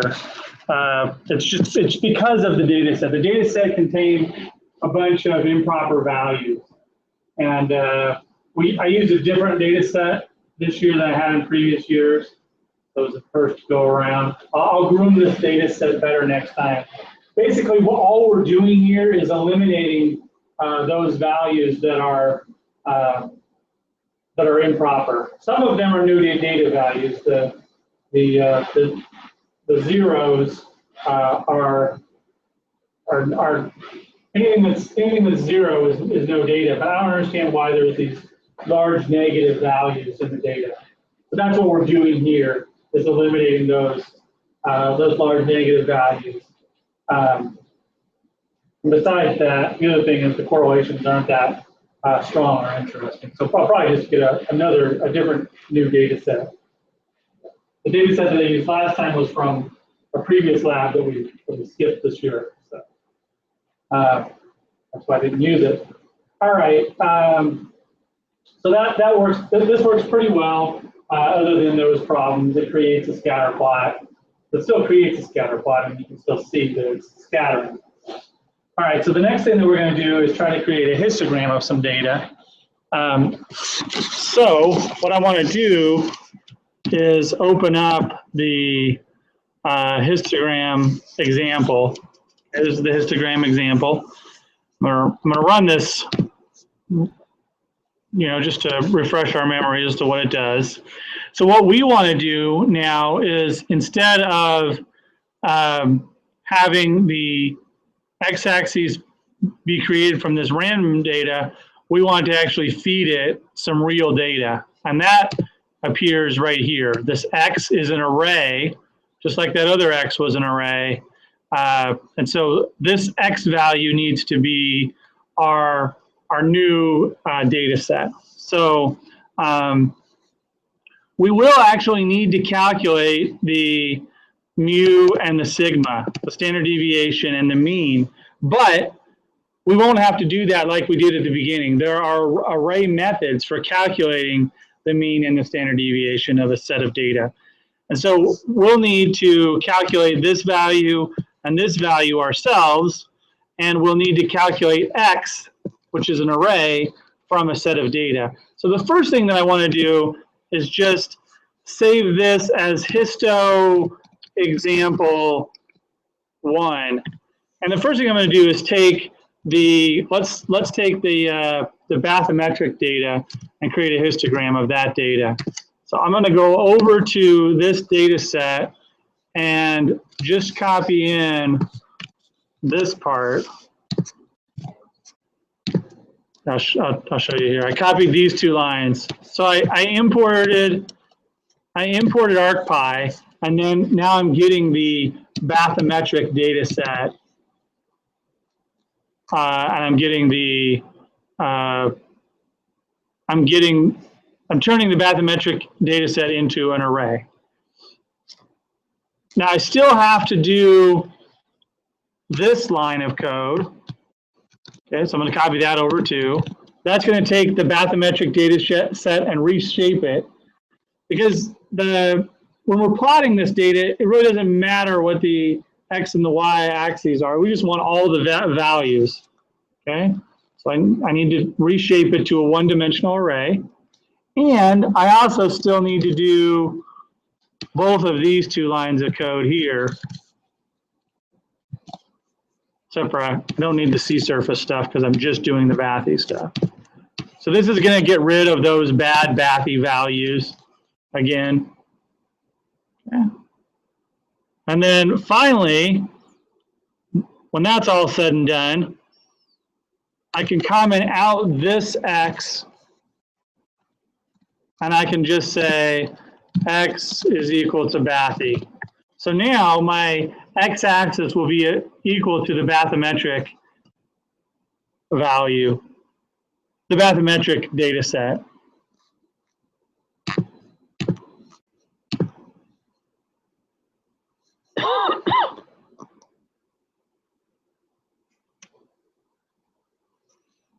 Okay, and so this is the bathymetric data set. These are the values starting at negative 6,000. So these are the deepest values, and it looks like the very, the largest values, the largest number of values are very shallow areas. There's a lot of shallow areas, and then the rest of the area is fairly well evenly distributed. There's some shallow areas and there's some not so shallow areas, but it's fairly evenly distributed in the Gulf of Mexico region. So we've got a lot of shallow areas and then kind of evenly distributed all the way out to negative 6,000. That must be in feet. I can't believe that's meters. That's really, really deep if it's meters. Okay, so we created that. Now, if we wanted to normalize it and report the mean and the standard deviation, we would have to calculate that, because right now we have 10 and 10. So in our example here, we've got the mean is 100, the standard deviation is 15. Those aren't the correct values. U sigma. All right.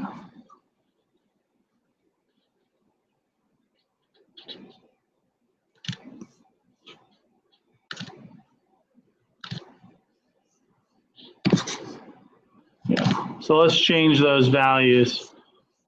So we need to calculate those manually. I gotta X out this and this. So let's look up how to calculate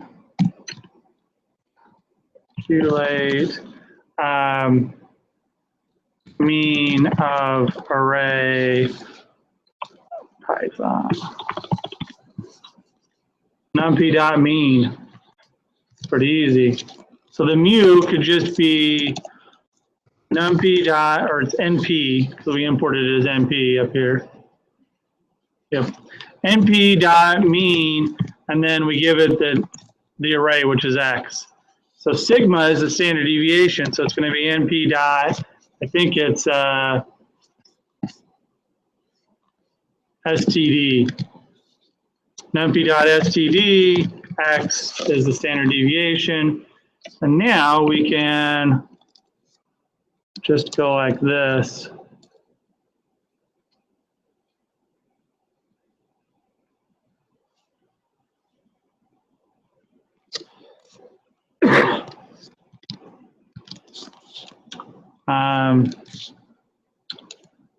It's a single quote.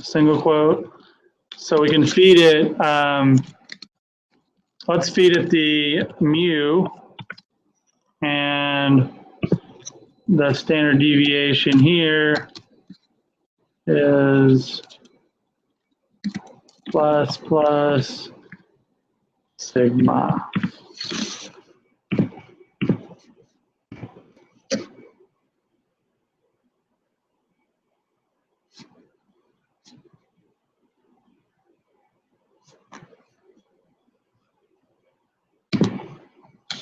I forgot to change these into strings.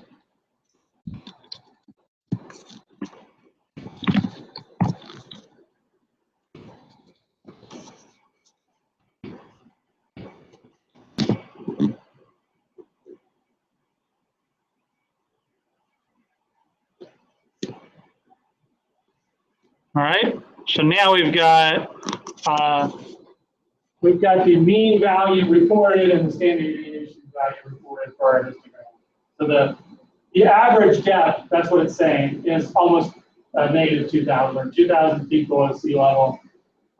The standard deviation, though, is quite high. It's almost the same as the mean. Standard deviation is 1,740. Oh, and then it says histogram of IQ. We could change that to the histogram of Baffy. All right, sorry, were you about to say something? Cut you off? was just trying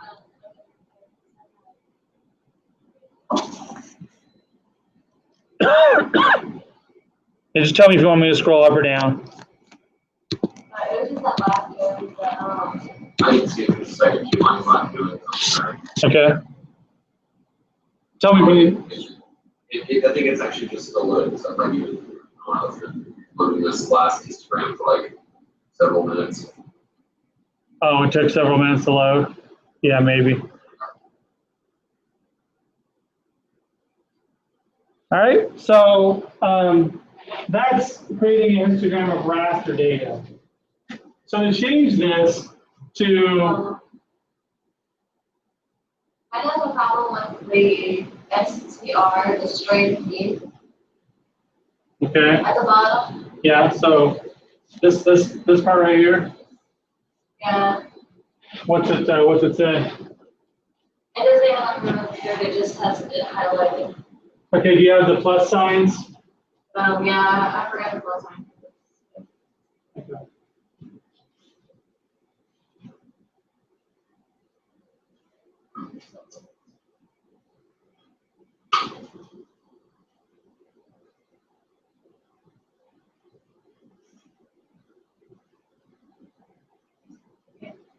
Is it right now? It's taking a minute. Okay, yeah, it's running it, give me a histogram. Great. It looks kind of like mine. What did you look like? I closed it. Let me see. Yep. Run.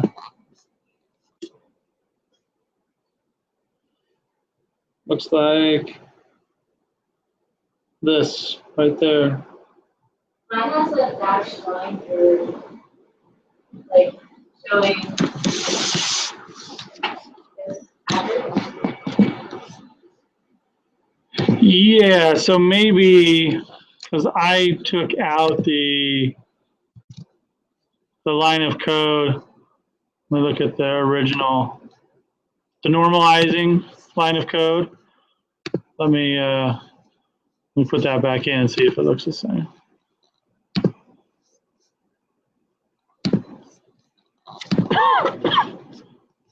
SBA, M11.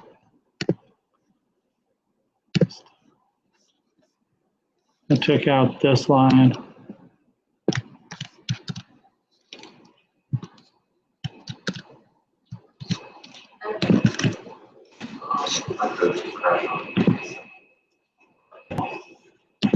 It just crashed on you? Yeah, mine just completely crashed. What? So did it give you any message at all, or? No, Yeah. Kristen, like that, the dot, dot, dot, dot. Right. So this is, you were right that this is kind of like the, it's trying to fit a bell-shaped curve to it. And also the other thing that this does is shows the percentages on the side, the frequency, if you leave that in. So neither one is incorrect. It's just one showing you frequency and one showing you percentage on the side. All right.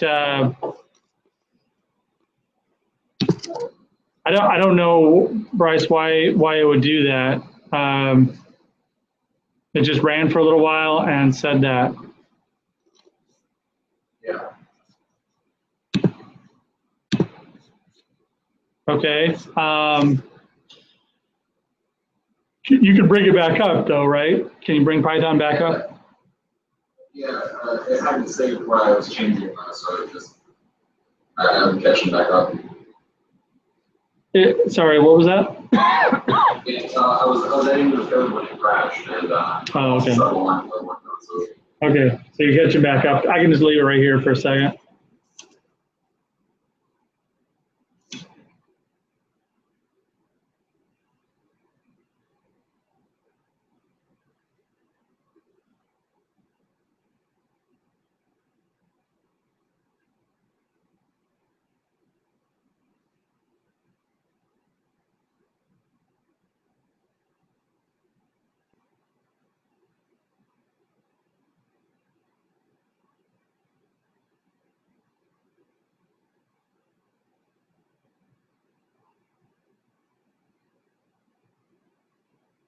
So how's it going? You got My second phone number, that's the one that's the plus sign. I got a syntax error, it's a plus sign. okay. Got another syntax error. This is another plus sign. No, it's that PLT, that subplot down at the bottom. That's what it says. Are you missing a quote somewhere up here? Sometimes Must be. that'll manifest itself on the next line if you have a quote. The quotes don't match.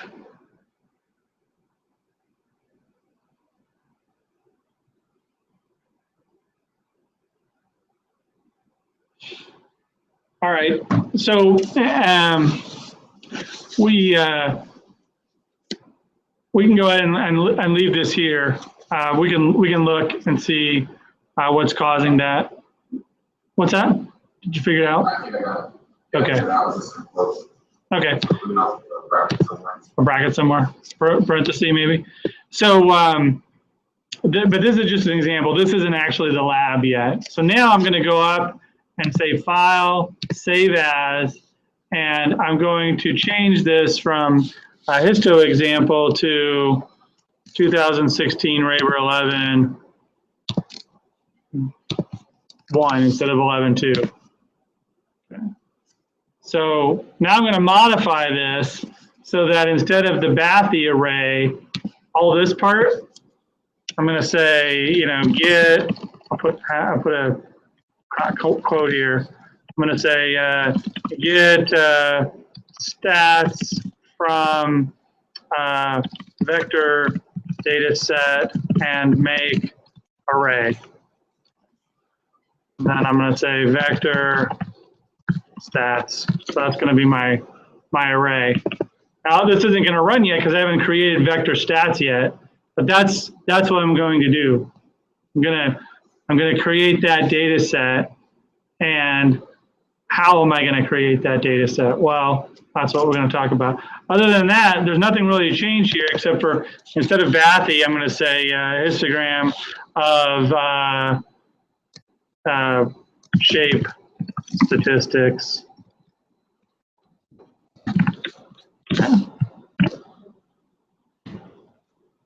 And then here I got to do my magic. Okay. So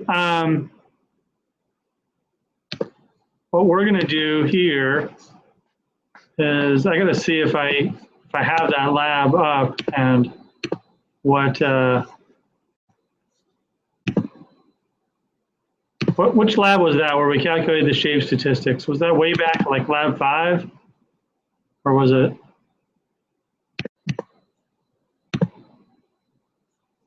Nope.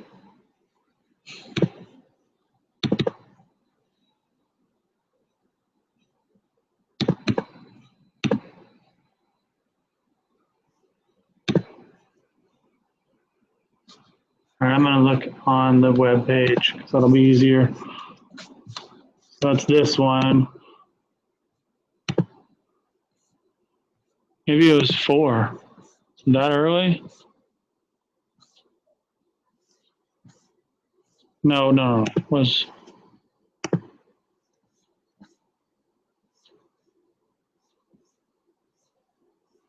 Okay, that's the animal one. It's before that though. Nope, wasn't.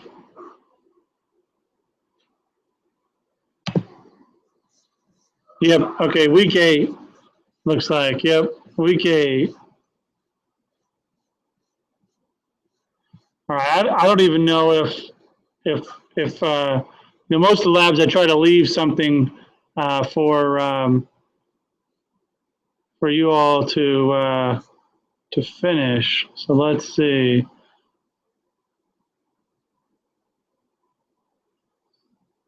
Lab 8.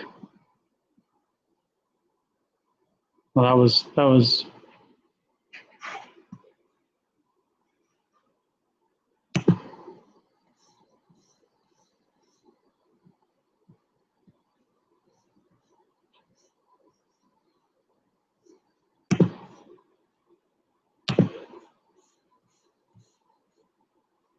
S circle, update row.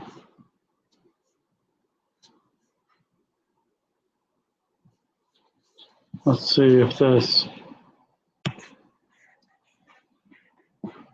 we don't actually need, just need the result from that week. New file. Let's see if this runs.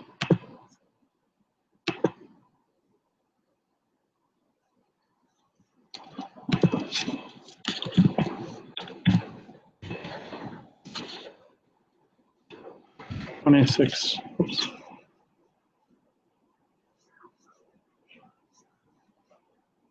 Oh yeah, that's not going to work.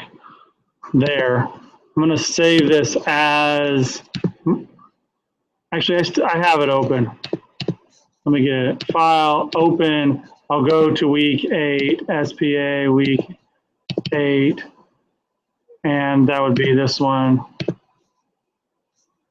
Run this guy.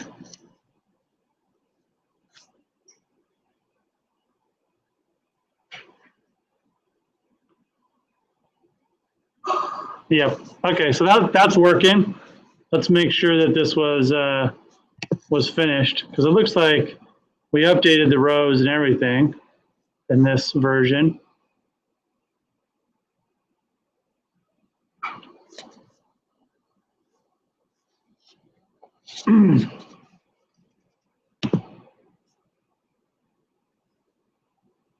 So what we're concerned with is this like I want to do it with this S circle one.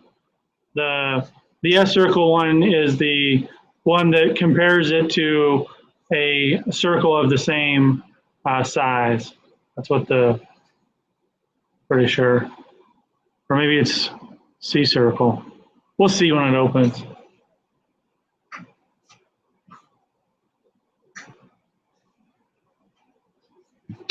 Okay, so that finished.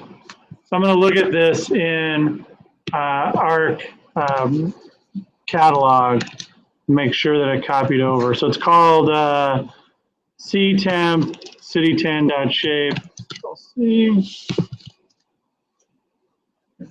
So here it is. And I want to look at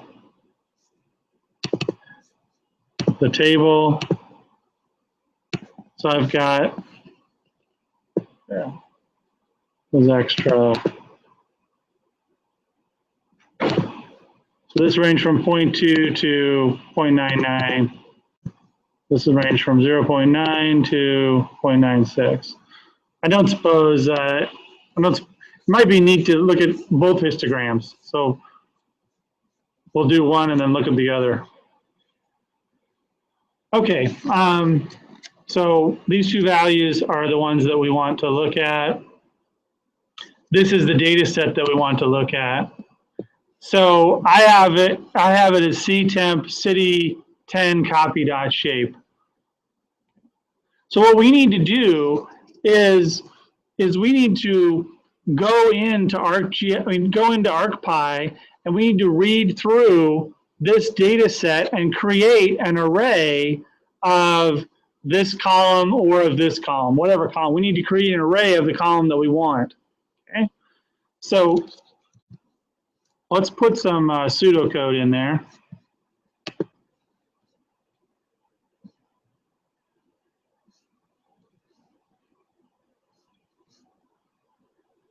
That's this data set. So the first thing that we need to do is open a cursor for the data that we want to make a histogram of. So we want to open the data up. So you'll have to go and go back into the code and find out how to create a cursor. What kind of search cursor are we going, what kind of cursor are we going to need? Are we going to need a search cursor, an update cursor, or an insert cursor? If we're just trying to open it up and view the data.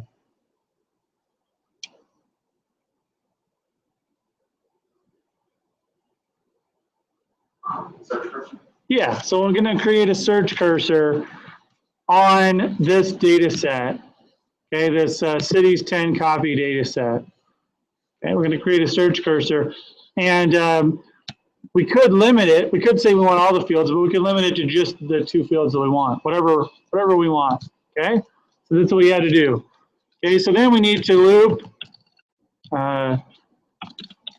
use the cursor to loop through each record row in the data set and store the number in a list. Okay? What we need to do next, then, what's the next step after we do that? We're going to take our list and convert it into what? Convert our list into an array. And we haven't done that too much, so I'll actually type some code here. So I'll say, like, it'll be, well, that time, that'll actually be vector stats. Vector stats is equal to np.array, and then here's where whatever variable you've come up with, I'll call it stats list. Okay. So you're going to take your stats list and store it in vector stats. All right. So when we do our loop, what kind of loop are we going to use? How do we loop through a, how do we loop through records? Do we use a for loop or a while loop?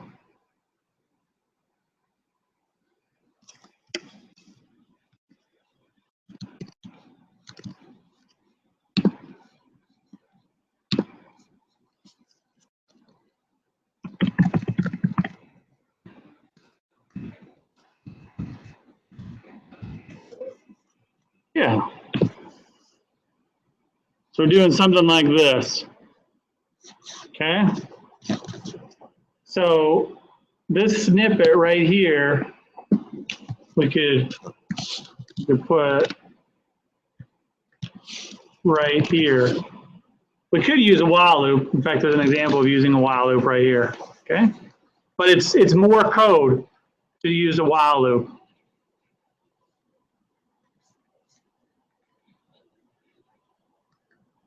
There was also that with one that we said before. So we really only need the one field. So we could put,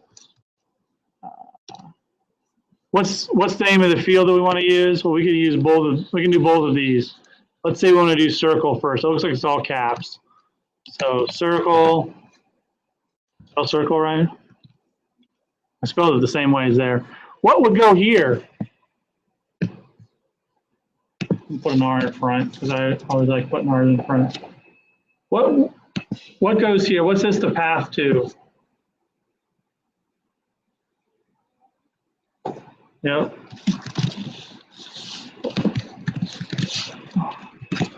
There we go. One thing I want to do at the actually I'll do it right here. I want to del the row and the cursor, just so that it doesn't stay open. All right, so we've done this open cursor for the data that we want done below. Okay. All right, so now really the only thing that we need to do is create our stats list. We need to create the stats list. Where would we create the stats list?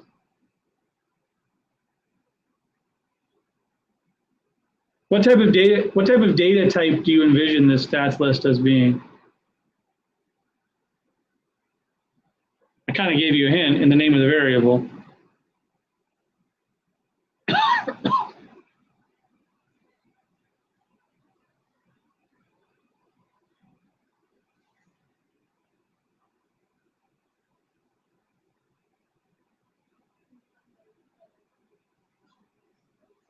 What's that?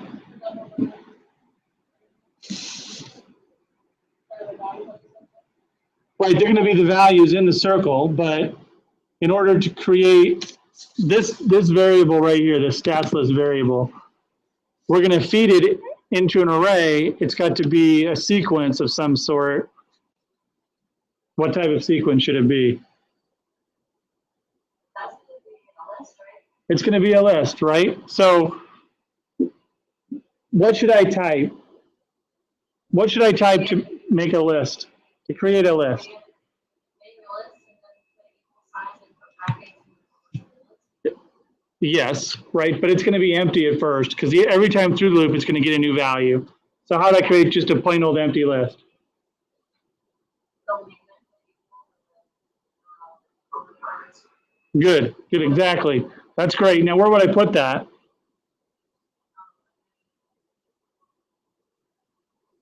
Where should I put it in the code?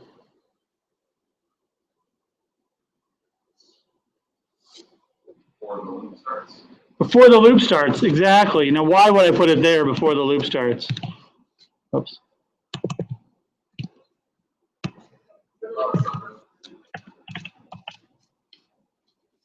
I'm going to need it in the loop, right? Yeah, so that's why I'm putting it before the loop. Okay, so where in the loop am I going to add my values into the stats list? actual addresses for. Right, down here somewhere, right? Now, what does this do right here? Right, of the, what's that?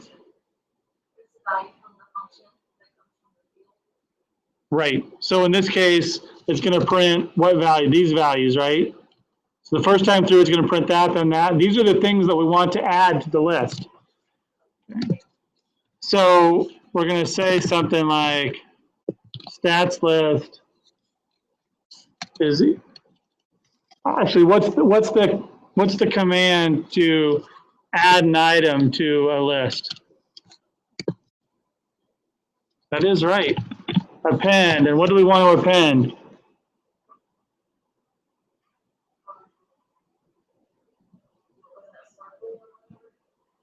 Full circle middle.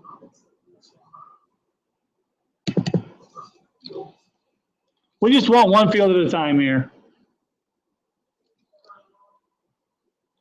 What if I change this to field value equals? So what did I just do there? Instead of printing it, I'm what's field value getting each time through the loop? It's getting that value for whatever. Right. So the first time through the loop, what's that going to equal? Just looking at this table. That's right. Okay. Second time through the loop, what's it going to be? Yep. And these are the values that we want to give into stats list. So how can I finish this statement here to give me to make it so that this field value goes into stats list?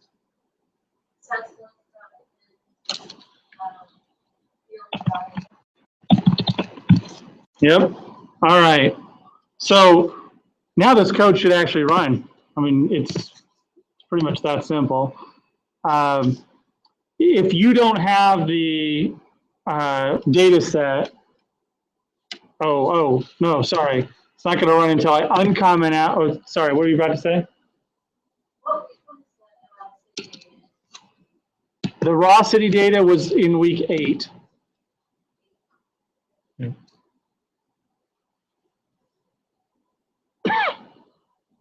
There we go. So that's the city data. I believe that my guess is that this one is really close to 1 is the that's really close to 1 is the one that's almost circular that Caleb pointed out. If he was here, he'd call out the name of the city. So if you have to copy, like if we wanted this to run for us, I have to take that notice that it's into the. It's for us, I sent folder, but I didn't know with, my city item copy, like, I don't have that in the folder. Yeah, so you have to run week 8's code. And if you look, so you might have to go into week 8 and let me look at the. Oh, yeah, I've got it right here, already saying it. Okay, run. It's the one on the back. Under the location.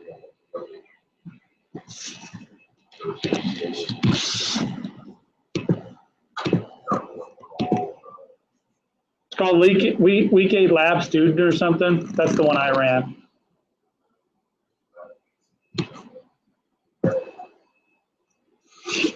Copy it all and say, change the directory where your city actually is. So here's the same thing run for the S circle. The histogram isn't much different, although it is a little different. There was a bigger gap. It is kind of evenly distributed. There's a few of these up here that are kind of close to circles. There's that one. Get back right there, back to that BK country example, and around the last one. Yeah. And I've got says report SEC was on that one, and it's telling me that does not exist. So you have to download that file, the sec.py, and store that file in the same directory. That there needs to be an sec.py file in the same directory where you try to run the file that we're talking about. That makes sense? Okay, yeah, that makes sense. So once that's in the same, and it has to be named sec.py, but it needs to keep saying import sec, not sec.py in the code. So don't change the code at all. Just make sure that you've got a file called sec.py saved in the same directory. Okay.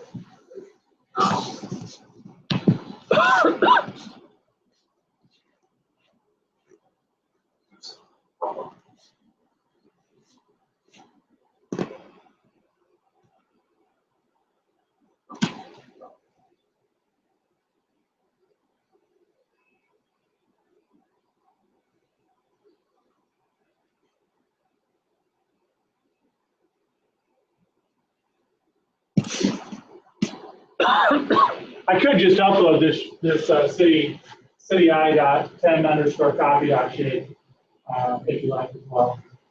I can put that. I can zip that up and put that into today's. Let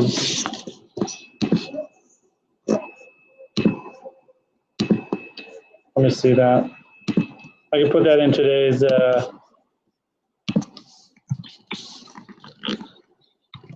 Where was it? ctemp city I.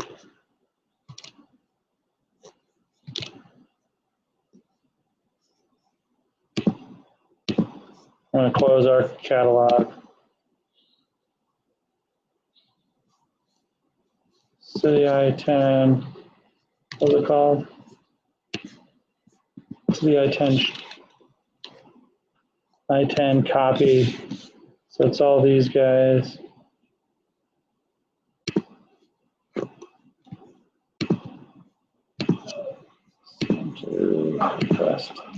How big is it? Yeah.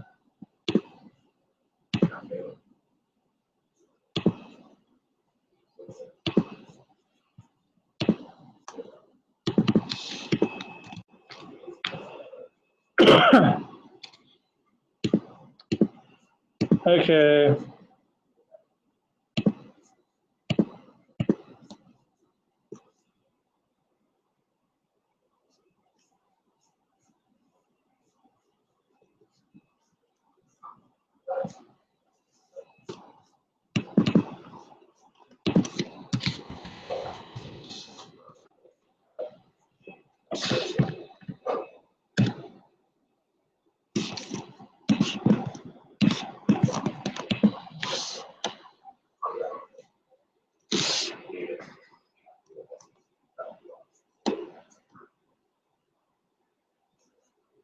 So I just resynced GitHub. So if you did go to GitHub now, and you go to M11, I put a good version of the file. So now you don't need to go rerun Lab 8 if you don't want to. So city I10 underscore copy.zip is the run version. Maybe that's not the proper English, but that's the run version of Lab 8. So you have that already. So now you don't have to rerun Lab 8 if you don't want to. Okay, Dr. Raber, I got a new one then. I got that line that says stats list in the field value. That's the line that's catching me up now. It's saying, you're on the same, but.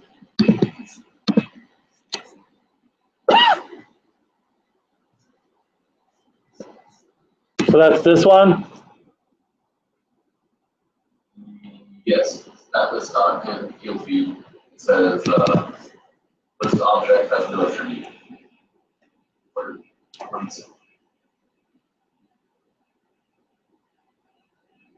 List object has no attribute append. Yeah. Did you spell append right, or does it have capital? It does have a capital. Don't capitalize it. Python's case sensitive.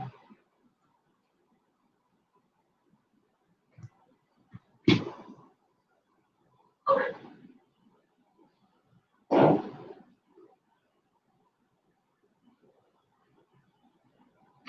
Okay, no, I got vector stats is not defined. Vector stats is not defined. So this line of code right here, I had to uncomment that out because originally I commented. Okay.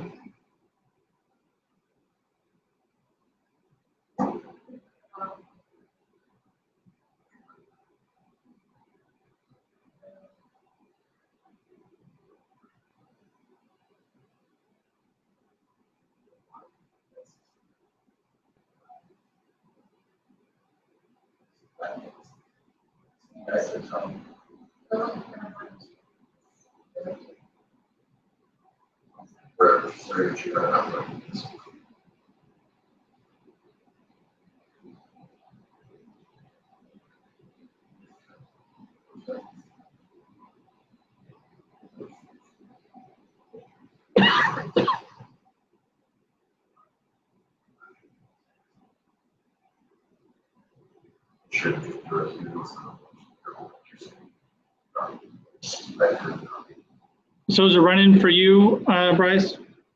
Yeah, I got Instagram. Okay, great. Can you show me what yours look like? See if it looks easy. Are you running it on the S circle or the C circle or just circle? I think, let's see that right now. Under field, what does it say?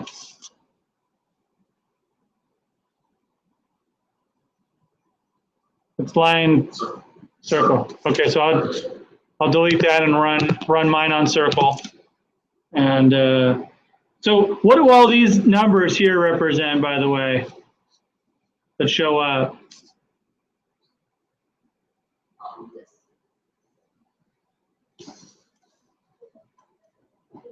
Yeah, they're the index, the shape index that you're using. So these numbers are the numbers that got shoved into the list, and those numbers were the numbers from the column. We all agreed. We went through that part. So anyway, does this look like yours, Bryce? Yes, it's my very shallow curve. Well,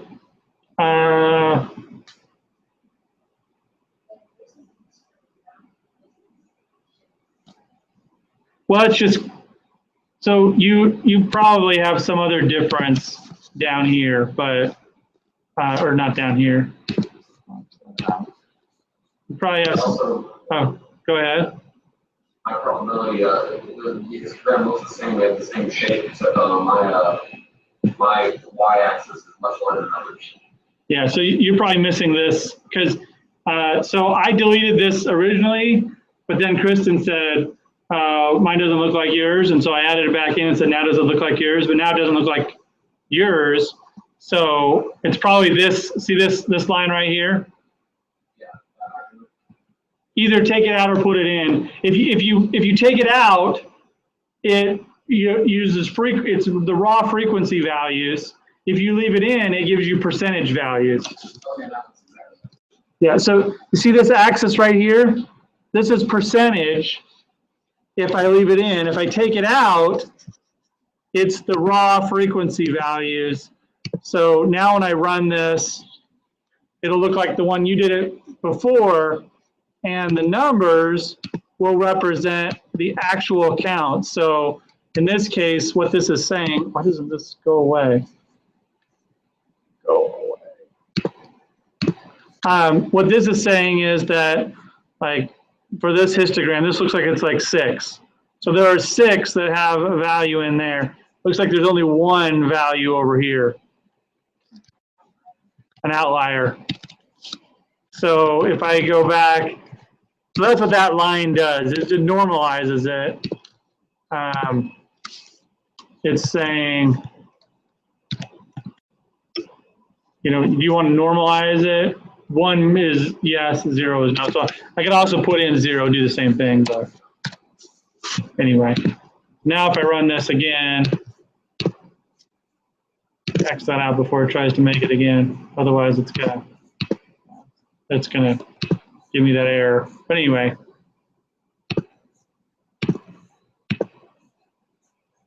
Okay, cool. That's what that does.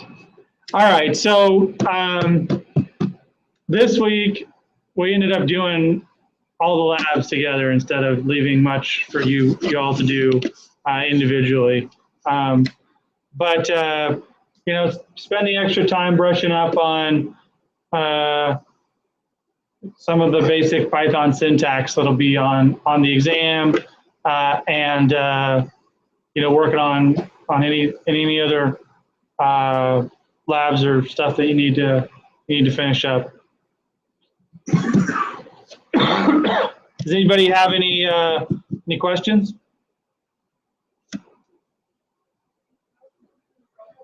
What's that? Sorry, 2 questions. Kristen, did you have a question? She can go first, I like what she said.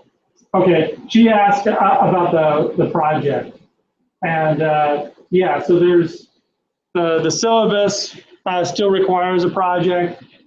What I want you to do for the project, though, is it doesn't have to be something. It doesn't have to be something huge. I just want you to take some GIS data and do something with it. So if you do something as simple as open up GIS data and buffer it, then that would be great. You will get a full credit. You'll get an A if your project does. So you'll get a passing grade if it opens up and does something. You'll get an A if your project meets the syllabus requirements here. I'll look at SPA here.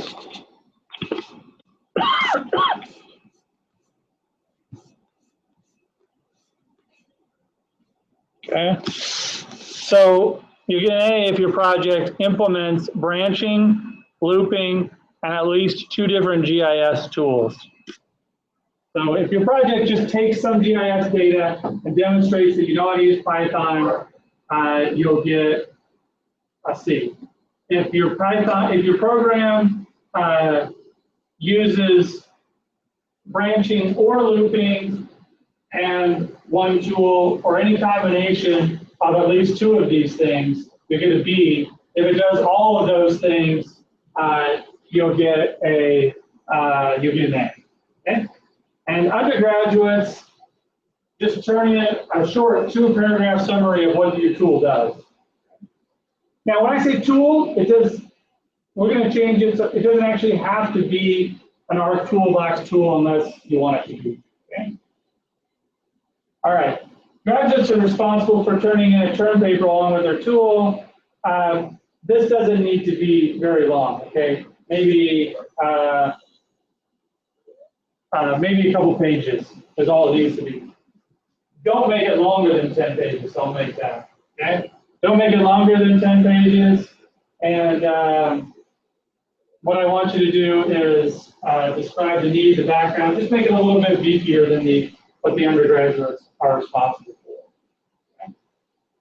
Simple, a simple tool. If you need some help, Caleb's already emailed me and we talked about it. If you want to talk about something, then talk about it. What is branching?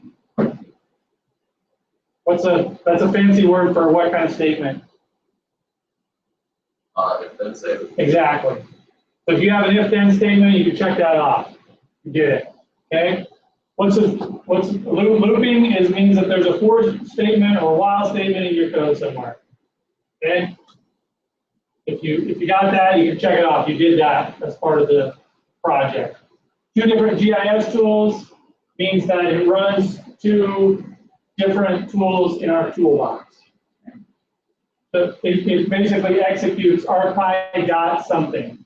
If you're doing raster, it might not be arcpy dot something. It might just be you import it and you actually run the tool. So you run the Euclidean distance tool and you run the con tool, or you do a raster calculator operation. That counts as So if you wrote a tool that just takes all the files in a directory or multiple files in a directory and converts them from one projection to another, you could do looping and one, that would give you looping and one GIS tool, so that would give you a B on the project. You know, if you went way back to an earlier lab and you asked the user how much they wanted to buffer a data set before you did a buffer, like if you did a traditional buffer overlay operation, then your tool could ask the question, how big a buffer do you want it to be? Then it could do those 2 different GIS tools. You could check it out. Let's modify this up a little bit, because I can see where sometimes there may not be the need for branching and looping. So we'll change it to say it must implement branching and looping at least 2 different. I'm sorry, branching or looping at least 2 different GIS tools. So if you do branching or looping in one tool, then you get a B. If you do branching or looping and two tools, you get an A. If you just do one, then you get a C. All right. That's pretty simple rubric, right? Do we need to turn anything in this week? Yeah, you should turn in. You should still turn in, you know, the result of what we did, even though we all did it together.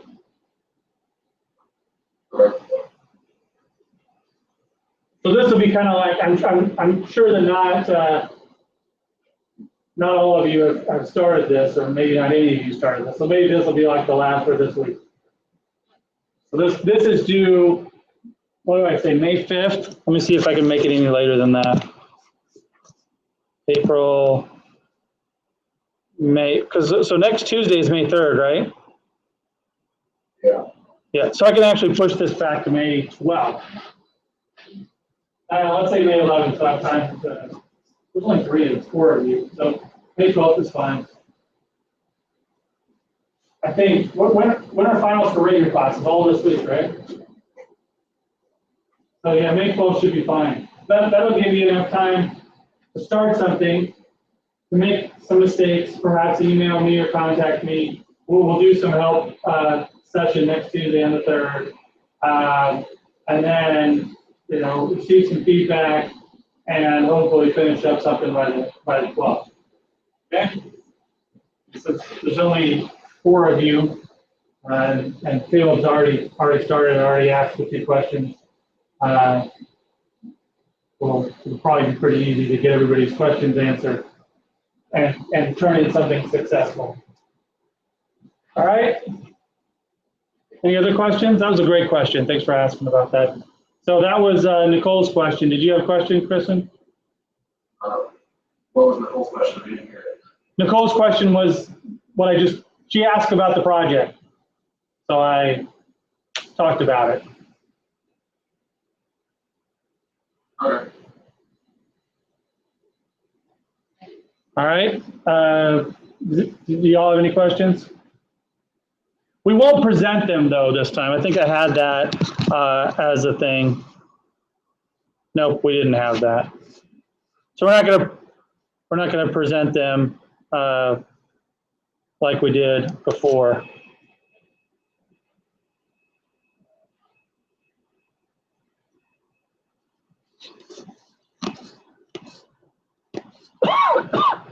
In the past, I've had the exam be 2-part. It has a take-home. So this will be like your project will be kind of like, instead of having to do a project and a take-home portion of the lab, just have the project. We must have a little bit of time. Right? Okay. Well, if there aren't any other questions, then we can go ahead and end again this week. It's going to be about 20 minutes early than we normally get out. But, it's fine with me. Anybody, any other questions? I'm not traveling anymore. I traveled a little bit, and then I was also out for a funeral. I had to travel out west. My grandmother died, so that's why I was gone for those 8 or 9 days, and I missed which lecture did I do online? It was the first raster one. That's the one. All right. So we'll see y'all next week, and you can maybe make a formulation, start some coding, and then we can answer those questions after we take the written part of the test. Okay. All right. Y'all have a great evening.